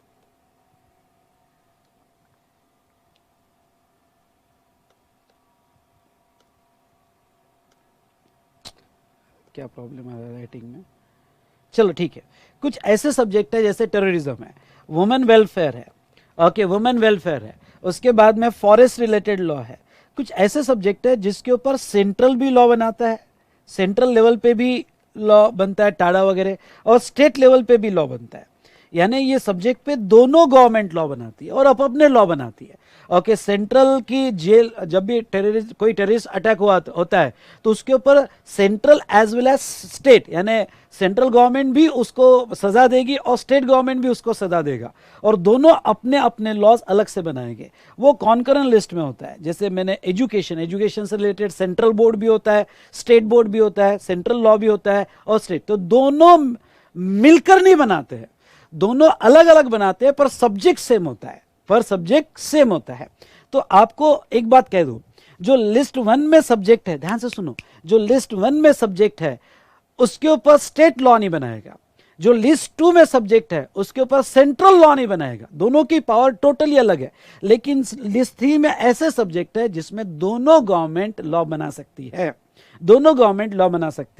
आपके नॉलेज के लिए बता दूं, एंट्री नंबर 82, ध्यान से सुनिएगा, एंट्री नंबर 82 इनकम टैक्स लगाने का पावर देती है other than agriculture income. Agriculture income छोड़ के बाकी सारे इनकम पे यहां पे इनकम टैक्स लगता है, और वो सेंट्रल गवर्नमेंट का रेवेन्यू होगा, वो पार्लियामेंट टैक्स लगाएगी। ठीक है, उसके बाद में कस्टम ड्यूटी, ये सेंट्रल का है। Next and which is very important, excise duty, excise अगर होगा तो वो भी सेंट्रल गवर्नमेंट टैक्स लगा सकती है। ओके, यहां पे लेकिन अगर एग्रीकल्चर इनकम पे टैक्स लगाना ही है, अभी नहीं है, पर अगर एग्रीकल्चर इनकम पे टैक्स लगाना ही है तो वो स्टेट को पावर दिया है। लिस्ट 2 में वो पावर किसको दिया है बेटा? स्टेट को दिया है। यहां पे कि state government entry number 46 list 2 में उसके ऊपर टैक्स लगा सकती है, पर अभी स्टेट गवर्नमेंट कोई टैक्स नहीं लगा रही, इंडिया की कोई भी स्टेट गवर्नमेंट टैक्स नहीं लगा रही है। लेकिन दूसरी बात जो मैं आपके साथ डिस्कस करना चाहूंगा, जो बहुत बहुत इंपॉर्टेंट बात है, वो कौन सी? यहां पे बेटा लीकर, ओपियम, इसके ऊपर एक्साइज लगाने का पावर स्टेट के पास है। देखो ध्यान सुनिएगा, एक्साइज ये होता है उत्पादन कर, यानी ये बहुत ही पुराना टैक्स है। पुराना, आपने कभी स्टोरी में सुना होगा कि भाई कोई फार्मर अगर 100 बैग्स अपने फार्म में प्रोड्यूस कर रहा है तो उसको कुछ बैग्स वहां के किंग को देना पड़ता था, जिसे लगान कहा जाता था। आई रिपीट, जिसे लगान कहा जाता था पुराने जमाने में, उसे अभी उत्पादन कर कहते हैं हम। तो ये लगान कुछ प्रोडक्शन पे आपको देना पड़ता था। एक छोटा सा सवाल पवन कुमार से आया और वो है एंट्री नंबर यानी क्या बेटा? यहाँ पे हमारा जब कॉन्स्टिट्यूशन ऑफ इंडिया पढ़ोगे तो कॉन्स्टिट्यूशन ऑफ इंडिया में जो शेड्यूल्स दिए है, शेड्यूल्स में यहाँ पे एंट्रीज दी है। जैसे मैंने मेन एंट्री ली है, लेकिन एंट्री 1 से लेके तो 97 तक इस एंट्री मतलब जस्ट नंबरिंग है, वो ये नंबर्स पे टैक्स बनाने, लॉ बनाने का पावर सेंट्रल के पास है। उसके बाद में ओके कुछ एंट्रीज इधर भी दी है, एंट्री मतलब सिंपल नंबरिंग दिया है। ठीक है, तो ये पावर स्टेट के पास है। तो ख्याल रहे, सारे गुड्स जब भी कभी इंडिया में मैन्युफैक्चर हो गए तो सारे गुड्स पे एक्साइज लगाने की पावर सेंट्रल के पास थी, और सारे गुड्स पे एक्साइज लगाने की पावर सेंट्रल के पास थी जीएसटी आने के पहले। लेकिन अल्कोहल यानी लिकर पर अगर इंडिया में लिकर मैन्युफैक्चर होता है तो उस पर एक्साइज स्टेट लगाता है। इसलिए आज अगर आप देखो तो महाराष्ट्र में लिकर पे एक्साइज ड्यूटी बहुत ज्यादा है, लेकिन गोवा में बहुत कम है। इसलिए गोवा का नाम लिया। बेटा क्या सोच रहे हो नालायको, आपके दिमाग में क्या चल रहा है मुझे पता है। ओके चलो पढ़ाई करते हैं, गंदी सोच। ओके तो ऐसे सिचुएशन में जहां तक देखा जाए तो हम यहाँ पे देखेंगे, नहीं ये मैं आपका पेज अलग होगा, वो जीएसटी आने के बाद की सिचुएशन है। मैं जस्ट ये जो मैं स्क्रीन पे पेज यूज कर रहा हूँ ये आपके नोट्स में नहीं है, क्योंकि इसको मैंने अपडेट करके पेज नंबर 15 पे बाद में दिया हुआ है। ठीक है, तो जहां तक देखा जाए मेडिटेशन, अच्छा मेडिटेशन कर रहे हो गोवा का, नालायक को दूंगा 2 खींच के। तो जहां तक देखा जाए लिकर पे एक्साइज ड्यूटी स्टेट लगा सकता है, और वो स्टेट का डिसीजन होता है। इसलिए गोवा में एक्साइज ड्यूटी बहुत कम है, बहुत सस्ता लिकर मिलता है। ओपियम मतलब चरस गांजा वगैरह, इंडिया में चरस गांजा प्रोड्यूस होता है लेकिन वो लाइसेंस में ही सेल होता है चरस गांजा। जैसे जहां तक देखा जाए तो मेडिसिन के लिए, नींद की मेडिसिन होती है, बहुत सारे मेडिसिन के लिए चरस गांजा यूज किया जाता है या एक्सपोर्ट किया जाता है, पर वो लाइसेंस में होता है, वो बैन डायरेक्ट सेल कोई, बट जिसके पास लाइसेंस है वो खरीद सकता है।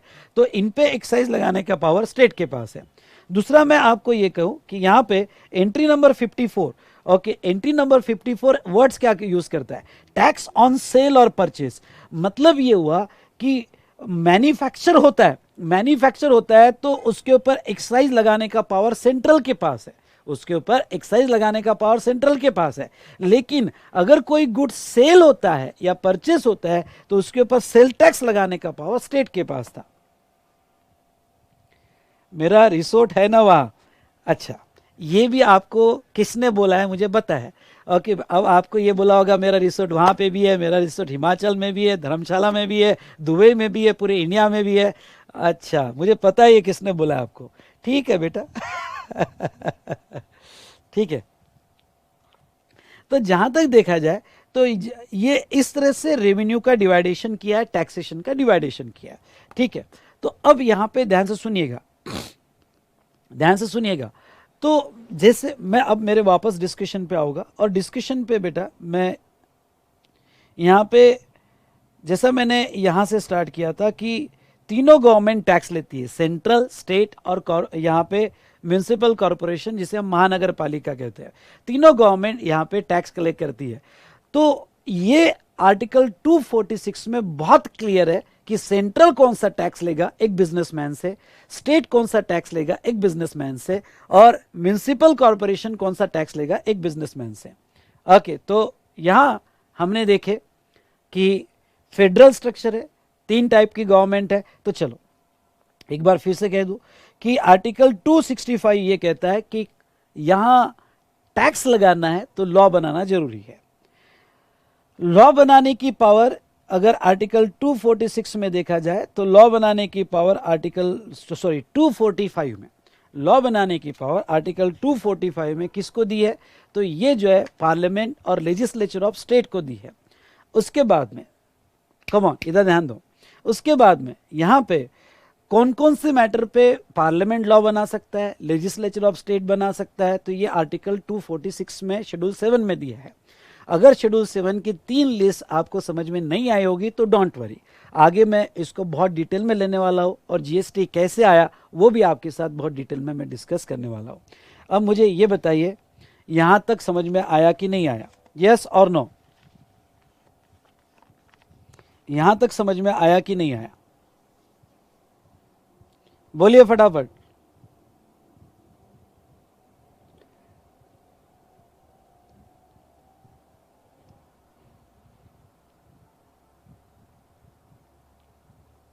कोई डाउट यहां तक?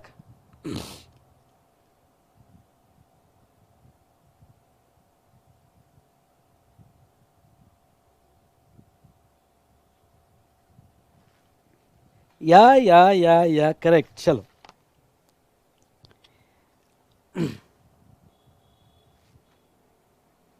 अब एक डिस्कशन आपके साथ करना चाहूंगा, और वो क्या? बिजनेस जब हम करते हैं तो मोस्टली हमारा बिजनेस गुड्स से रिलेटेड होता है, सर्विसेज से रिलेटेड होता है, और तीसरा इमूवेबल प्रॉपर्टी से रिलेटेड होता है, जैसे हम रियल एस्टेट करते हैं।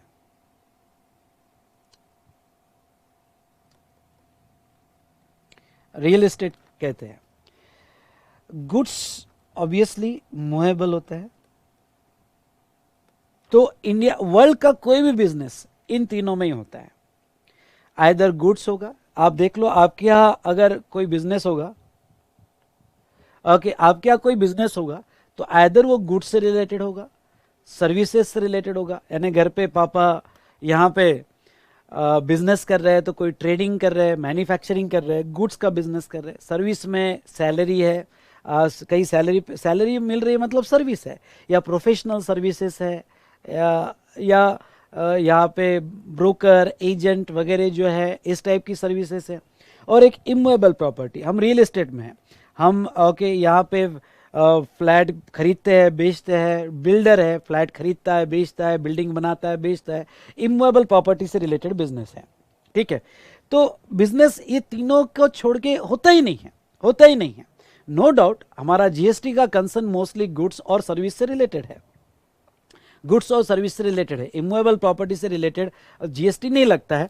हाँ, अब हम बाद में देखेंगे कि कौन सी इमूवेबल प्रॉपर्टी के ट्रांजैक्शन जीएसटी के स्कोप में आते हैं और कौन से नहीं आते, इसको हम बाद में देखेंगे। लेकिन मोस्टली हमारे बिजनेस गुड्स और सर्विसेज से रिलेटेड होते हैं। अब अगर मैं बिजनेसमैन को डिवाइड करूं, ध्यान से देखिएगा, ओके, हम अगर बिजनेसमैन से डिवाइड करें,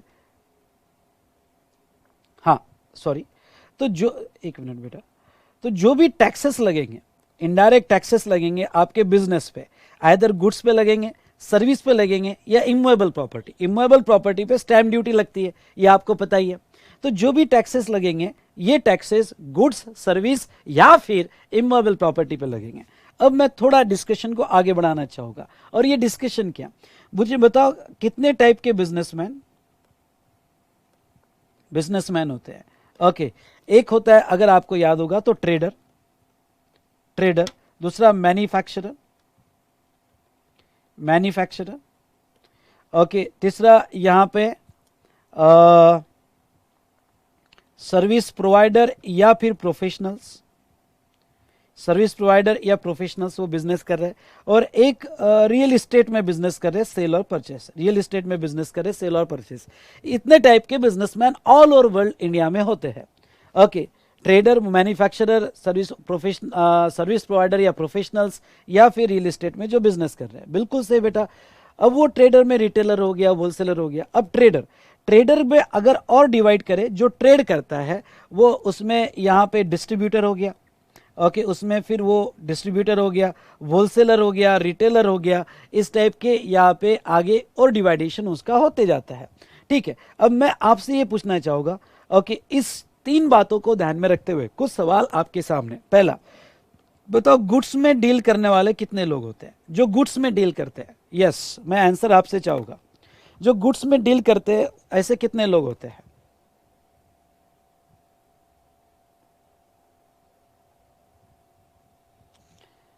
दो, फटाफट आंसर दो, जो गुड्स में डील करते हैं।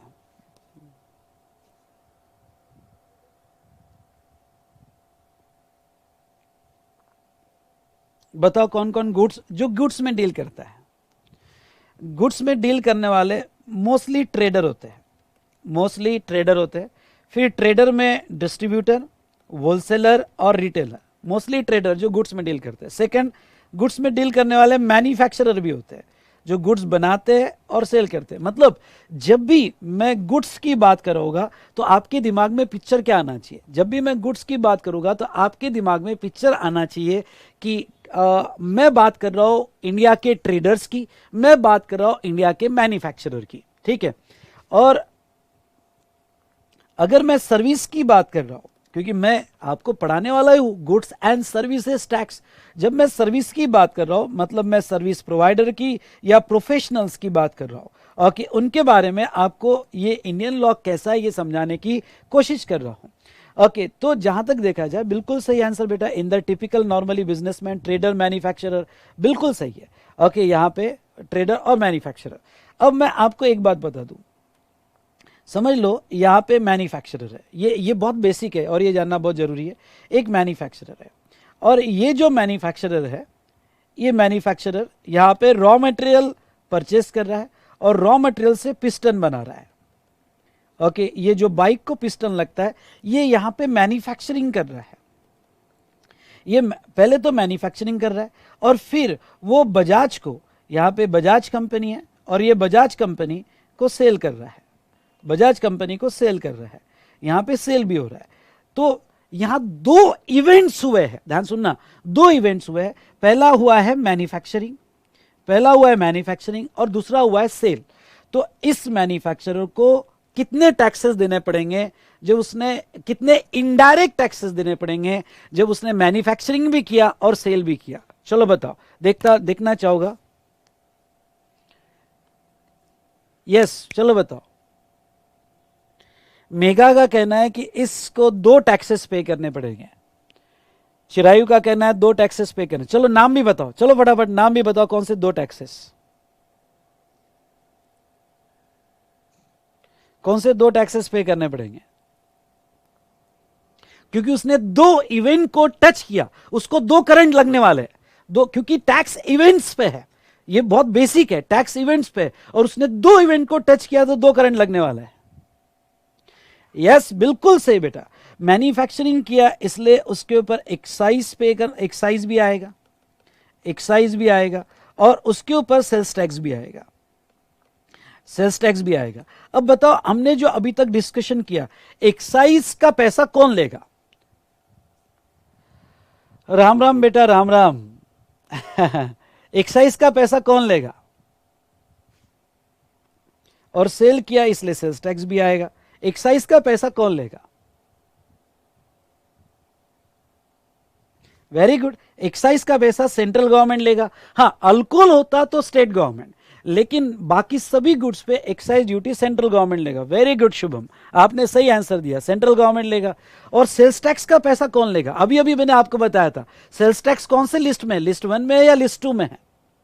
सेल्स टैक्स का पैसा कौन लेगा? ये यार बिल्कुल आप ना सही आंसर दे रहे हो, सही आंसर दे रहे हो, मतलब मैं जो पढ़ा रहा हूं आपके दिमाग में सीधा घुस रहा है, ठीक है, सीधा घुस रहा है। तो सेल्स टैक्स का पैसा कौन लेगा? Yes, state government. ओके, तो आप ये जो लाइव स्ट्रीमिंग में देख रहे हो या ऑफलाइन देख रहे हो, अगर समझ में आ रहा हो तो ठोको लाइक ठोको, बिल्कुल समझ में आ रहा होगा तो वेरी गुड। सेल्स टैक्स का पैसा स्टेट गवर्नमेंट लेगा। मतलब क्या? अब मुझे आप बताइए कि अगर मुझे यहाँ इनवॉइस बनाना है, क्योंकि इनडायरेक्ट टैक्स है, मुझे बजाज ऑटो पे इनवॉइस बनाना है। चलो मैं यहाँ पे इनवॉइस बना लेता हूँ। अगर मैं यहाँ पे इनवॉइस बनाता हूँ और मैंने मेरे पिस्टन की प्राइस रखी है, और पिस्टन की प्राइस समझ लो 1 लाख रुपए है, 1 लाख रुपए, तो पहला टैक्स इसके ऊपर निकलता है एक्साइज। तो मैं अब यहाँ पे एक्साइज ड्यूटी लगाऊंगा। चलिए मैं एक्साइज लगाता हूँ। एक्साइज का रेट हम अज्यूम करते हैं 10%। तो बेटा कितना एक्साइज हुआ? 10,000 रुपए। ये इनडायरेक्ट टैक्स है, ये 1 जुलाई 2017 के पहले, जीएसटी आने के पहले एक्साइज लगता था। ओके, फिर जीएसटी कैसे आया, क्या आया, हम जरूर देखेंगे। इसके ऊपर एक्साइज लगा और 10,000 रुपए एक्साइज लगा। चलो यहां तक समझ में आया, जो पहला टैक्स मैंने एक्साइज लगाया। अब मुझे बताओ बिल, इनवॉइस में मुझे एक्साइज लगाकर तो देना पड़ेगा। अब वैल्यू हुई 1,10,000, 1,10,000। अब मुझे इनवॉइस में सेल्स टैक्स भी लगाना है, इनवॉइस में सेल्स टैक्स भी लगाना है। अज्यूम करते हैं इस गुड्स का रेट 10% है, तो सेल्स टैक्स जो है यहाँ पे, अब मैं आपको एक सवाल पूछना चाहूंगा कि सेल्स टैक्स कितने पे लगाओ?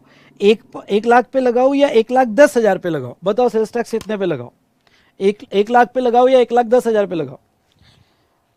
ओके, आपके सामने रहे ये 2 ऑप्शन, 1 लाख या 1,10,000, बोलिए। 10% किसका? 1 लाख या 1,10,000? तो बेटा यस, 2017 के पहले देखो एक नया प्रॉब्लम आपके सामने आ रहा है। जीएसटी आने के बहुत फायदे हुए, बहुत फायदे हुए, लेकिन कुछ फायदे समझाने के लिए पहले नुकसान समझाना जरूरी है, पहले नुकसान समझाना जरूरी है। और ये नुकसान आपके इतने दिमाग में फिट होना चाहिए कि जीएसटी का पूरा पिक्चर आपके सामने आना चाहिए। तो बेटा पहले जो सेल्स टैक्स लगता था 2017 के पहले, ये सेल्स टैक्स 1,10,000 पे लगता था, यानी 11,000 रुपए सेल्स टैक्स लगता था, यानी ये टोटल हुई 1,21,000 रुपए, 1,21,000 ये हुआ। मतलब आपको कुछ बात समझ में आई आपको? यानी एक्साइज सेंट्रल, एक्साइज ये रेवेन्यू सेंट्रल का था, और सेल्स टैक्स ये रेवेन्यू स्टेट का था। और ओके, यानी जब कोई इनवॉइस बनता था तो सेंट्रल गवर्नमेंट भी पैसा लेती थी और स्टेट गवर्नमेंट भी पैसा लेती थी। ओके, तो चलिए अब मुझे ये बताइए कि यहाँ टोटल 1,21,000, बताओ कौन सी बात आपको समझ में आई? एक तो हमने कल वाला एग्जाम्पल देखा, कैस्केडिंग इफेक्ट, कैस्केडिंग इफेक्ट लग रहा, और यहाँ क्या समझ में आया आपको? यहाँ कोई बता सकता है क्या समझ में आया आपको? बोलिए क्या समझ में आया आपको?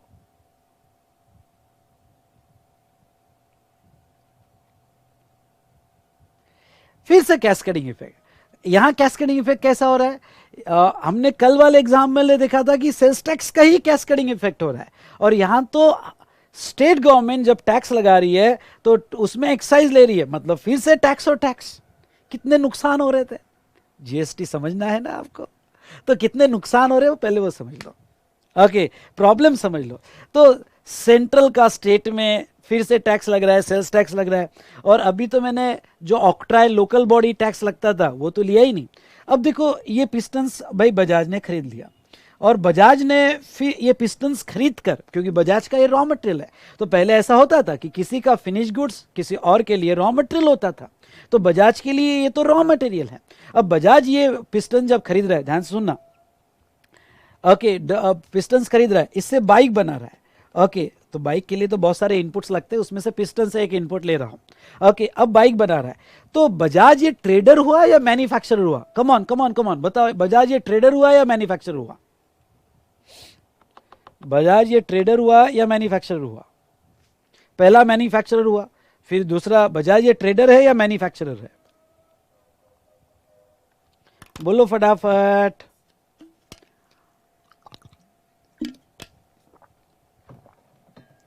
वेरी गुड, बजाज ये मैन्युफैक्चरर हुआ। अब बजाज ये मैन्युफैक्चरर हुआ, तो अब बाइक बन चुकी है, फिनिश गुड्स बन चुका है, अब ये फिनिश गुड जाएगा डिस्ट्रीब्यूटर या डीलर के पास? डिस्ट्रीब्यूटर के पास जाएगा। तो ये बताओ, जब बजाज आगे सेल करेगा, बजाज ये 2 लाख की बाइक सेल कर रहा है, बजाज ने प्राइस रखी 2 लाख, तो ये आप अब मुझे सजेस्ट कीजिएगा कि 2 लाख पे टैक्सेशन कैसा आएगा? ओके, क्योंकि अब इतना तो बेसिक आपको पता है कि इसका जो सेल प्राइस होगा, इसका परचेस होगा, बजाज का परचेस हुआ पिस्टन, ये जो उसको इनवॉइस में लग के आया, बर्डन पास ऑन। ओके, तो ये मैन्युफैक्चरर ने बजाज को बर्डन पास ऑन कर दिया, किसका? एक्साइज का और सेल्स टैक्स का, वो उसके परचेस में आ गया। अब बजाज आगे और सेल कर रहा है, तो बजाज पे कौन कौन से टैक्सेस लगेंगे? क्योंकि बजाज ने मैन्युफैक्चर भी किया और सेल भी किया, मैन्युफैक्चर भी किया और सेल भी किया, तो बजाज पे कौन कौन से टैक्सेस लगेंगे? बोलो फटाफट, जो मेरे साथ इन्वॉल्व है और जो खिचड़ी बुक में सब कुछ लिख रहा है ना बेटा, और ऐसा लिख रहा है कि खुद को ना समझे, मैं लिख कर देता हूं कि उसको जीएसटी में 35 मार्क्स मिलेगी, जो मेरे साथ खिचड़ी बुक बनाएगा और बाद में क्वेश्चन एज जो है, क्वेश्चन एज को अच्छे से रीड करेगा जैसा मैं बताऊंगा। देखो, उसको 35 मार्क्स पक्के है।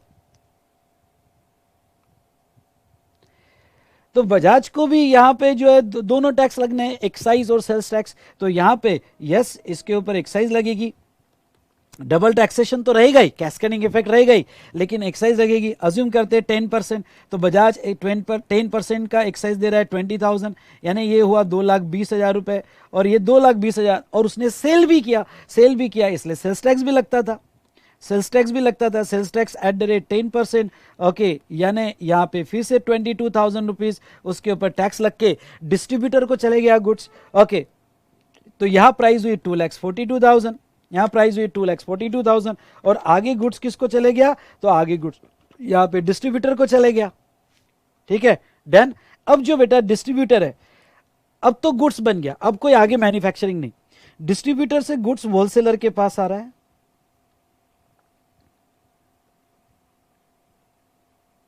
ओके, यहां पे डिस्ट्रीब्यूटर से गुड्स होलसेलर के पास आ रहा है, होलसेलर से रिटेलर के पास आ रहा है, और रिटेलर से अल्टीमेट कंज्यूमर को जा रहा है, रिटेलर से अल्टीमेट कंज्यूमर को जा रहा है। अब रिटेलर इसकी प्राइस जो है वो प्राइस रख रहा है 3 लाख रुपए, प्राइस 3 लाख रुपए यहां पे रिटेलर रख रहा है। अब मुझे बताओ, रिटेलर जब आगे सेल कर रहा है, प्राइस 3 लाख रुपए लग रहा है। यस बेटा, मैं कर देता हूं, आज मैं कर देता हूं, यस भक्ति, ठीक है। तो मुझे ये बताओ कि रिटेलर जब 3 लाख रुपए यहां पे प्राइस रख रहा है, तो ये जो है 3 लाख रुपए पे कौन सा टैक्स लगाएगा? ये जो ओनली सेल कर रहा है, इसने मैन्युफैक्चरिंग तो नहीं किया, होलसेलर भी आगे सेल कर रहा है ओनली। ओके, ये सेल कर रहा है और रिटेलर भी आगे सेल कर रहा है, तो ये कौन सा टैक्स लगाएगा आगे? बताइए सभी लोग। सेल्स टैक्स ही लगाएगा। Very good. अब एक्साइज नहीं लगेगी, अब इसके ऊपर जो है बेटा सेल्स टैक्स ही लगेगा, इसके ऊपर सेल्स टैक्स ही लगेगा एट द रेट 10%, और वो 30,000 रुपए सेल्स टैक्स लगाएगा इसके ऊपर। अब एक्साइज नहीं लगेगा, क्योंकि अब गुड्स, फिनिश गुड्स आ गया, मार्केट में आ गया, अब सेल्स टैक्स ही लगेगा। अब एक ही इवेंट को टच किया जा रहा है, कौन से इवेंट को टच किया जा रहा है? सेल्स को, तो यहाँ पे सेल्स टैक्स ही लगेगा। अगर आगे आप देखते हो, अब होलसेलर इसी गुड्स को आगे 4 लाख में सेल करता है, होलसेलर की प्राइस 4 लाख रुपीज है, तो अगर ये 4 लाख रुपीज में सेल कर रहा है, तो इस पर भी सेल्स टैक्स ही लगेगा, क्योंकि एक ही इवेंट है एट द रेट 10%। ओके, तो 40,000 यहाँ पे सेल्स टैक्स लग रहा है। आई होप आप मेरे साथ खिचड़ी बुक में लिख रहे होगे। तो 40,000 यहाँ सेल्स टैक्स लग रहा है, और समझ लो ये बाइक रिटेलर कस्टमर को 5 लाख रुपए में देता है, तो प्राइस यहाँ पे 5 लाख रुपीज।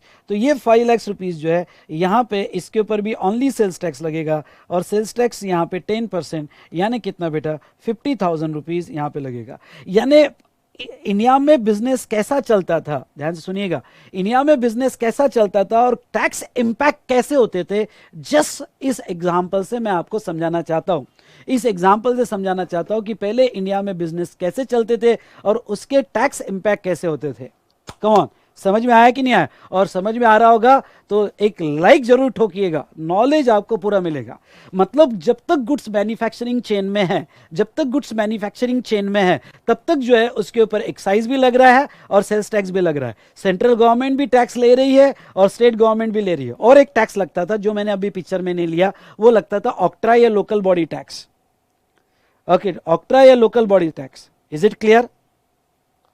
और जैसे ही वो मैन्युफैक्चरिंग के चेन के बाहर आ गया, मैन्युफैक्चरिंग के चेन के बाहर आ गया, तो उसके ऊपर कौन सा टैक्स लग रहा है? उसके ऊपर सिर्फ सेल्स टैक्स लग रहा है और सेल्स टैक्स लग लग के वो आगे बढ़ रहा है। नो डाउट डबल टैक्सेशन तो थे ही, कैस्केडिंग इफेक्ट थे ही, ये पर ये पूरी चेन को समझ लो। आई होप आप पूरी चेन को क्लियरली समझ में आया होगा आपको। हाँ, कस्टमर तक बाइक पहुंचने तक बहुत सारे टैक्सेस लग जाते थे, बहुत सारे टैक्सेस कस्टमर तक लग जाते थे। इसलिए तो मैं आगे जीएसटी का क्या इंपॉर्टेंस है यह आपको बताने वाला हूं। डन? यहां तक सबको समझ में आया? यानी मैन्युफैक्चरिंग पे जो 1 लाख का गुड्स बना, वो अगर इतना ऐड करते करते करते पहुंचा तो वो जाता था इतने सारे टैक्स, है ना? ये तो ठीक है, मैंने जस्ट एग्जांपल लिया, लेकिन वो जाता था 2 लाख, 2.5 लाख के आसपास, 3 लाख के आसपास कस्टमर तक। ठीक है, चलिए अब एक और कंक्लूजन यहां से लेना चाहता हूं, और वो क्या?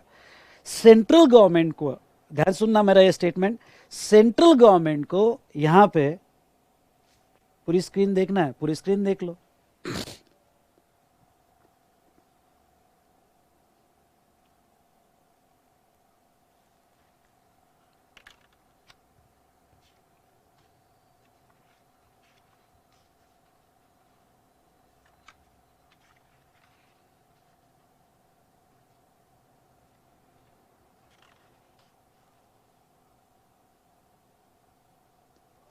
चलिए,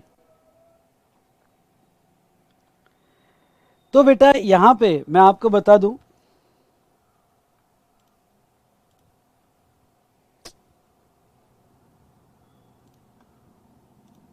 हाँ, सेंट्रल गवर्नमेंट को गुड्स पे तब तक ही रेवेन्यू मिलता था एक्साइज फॉर्म में जब तक गुड्स मैन्युफैक्चरिंग चेन में है।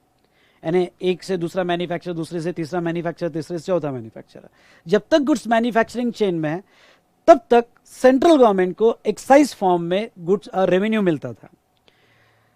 लेकिन एक बार अगर गुड्स मैन्युफैक्चरिंग चेन से बाहर हो जाए, आई रिपीट, मैन्युफैक्चरिंग चेन से बाहर हो गया, जैसे डिस्ट्रीब्यूटर के हाथ में आ गया, मैन्युफैक्चरिंग चेन से बाहर आ गया, तो अब यहां पे जो है सिर्फ स्टेट गवर्नमेंट रेवेन्यू लेती थी, क्योंकि एक्साइज था ही नहीं, तो वहां सेंट्रल गवर्नमेंट रेवेन्यू नहीं ले सकती थी।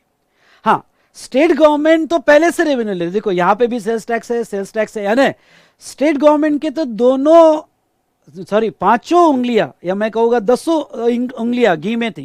यानी स्टेट गवर्नमेंट को तो सेल्स टैक्स मैन्युफैक्चरिंग चेन में भी मिलता था और ट्रेडिंग चेन में भी मिलता था, लेकिन सेंट्रल गवर्नमेंट को रेवेन्यू सिर्फ मैन्युफैक्चरिंग चेन में मिलता था।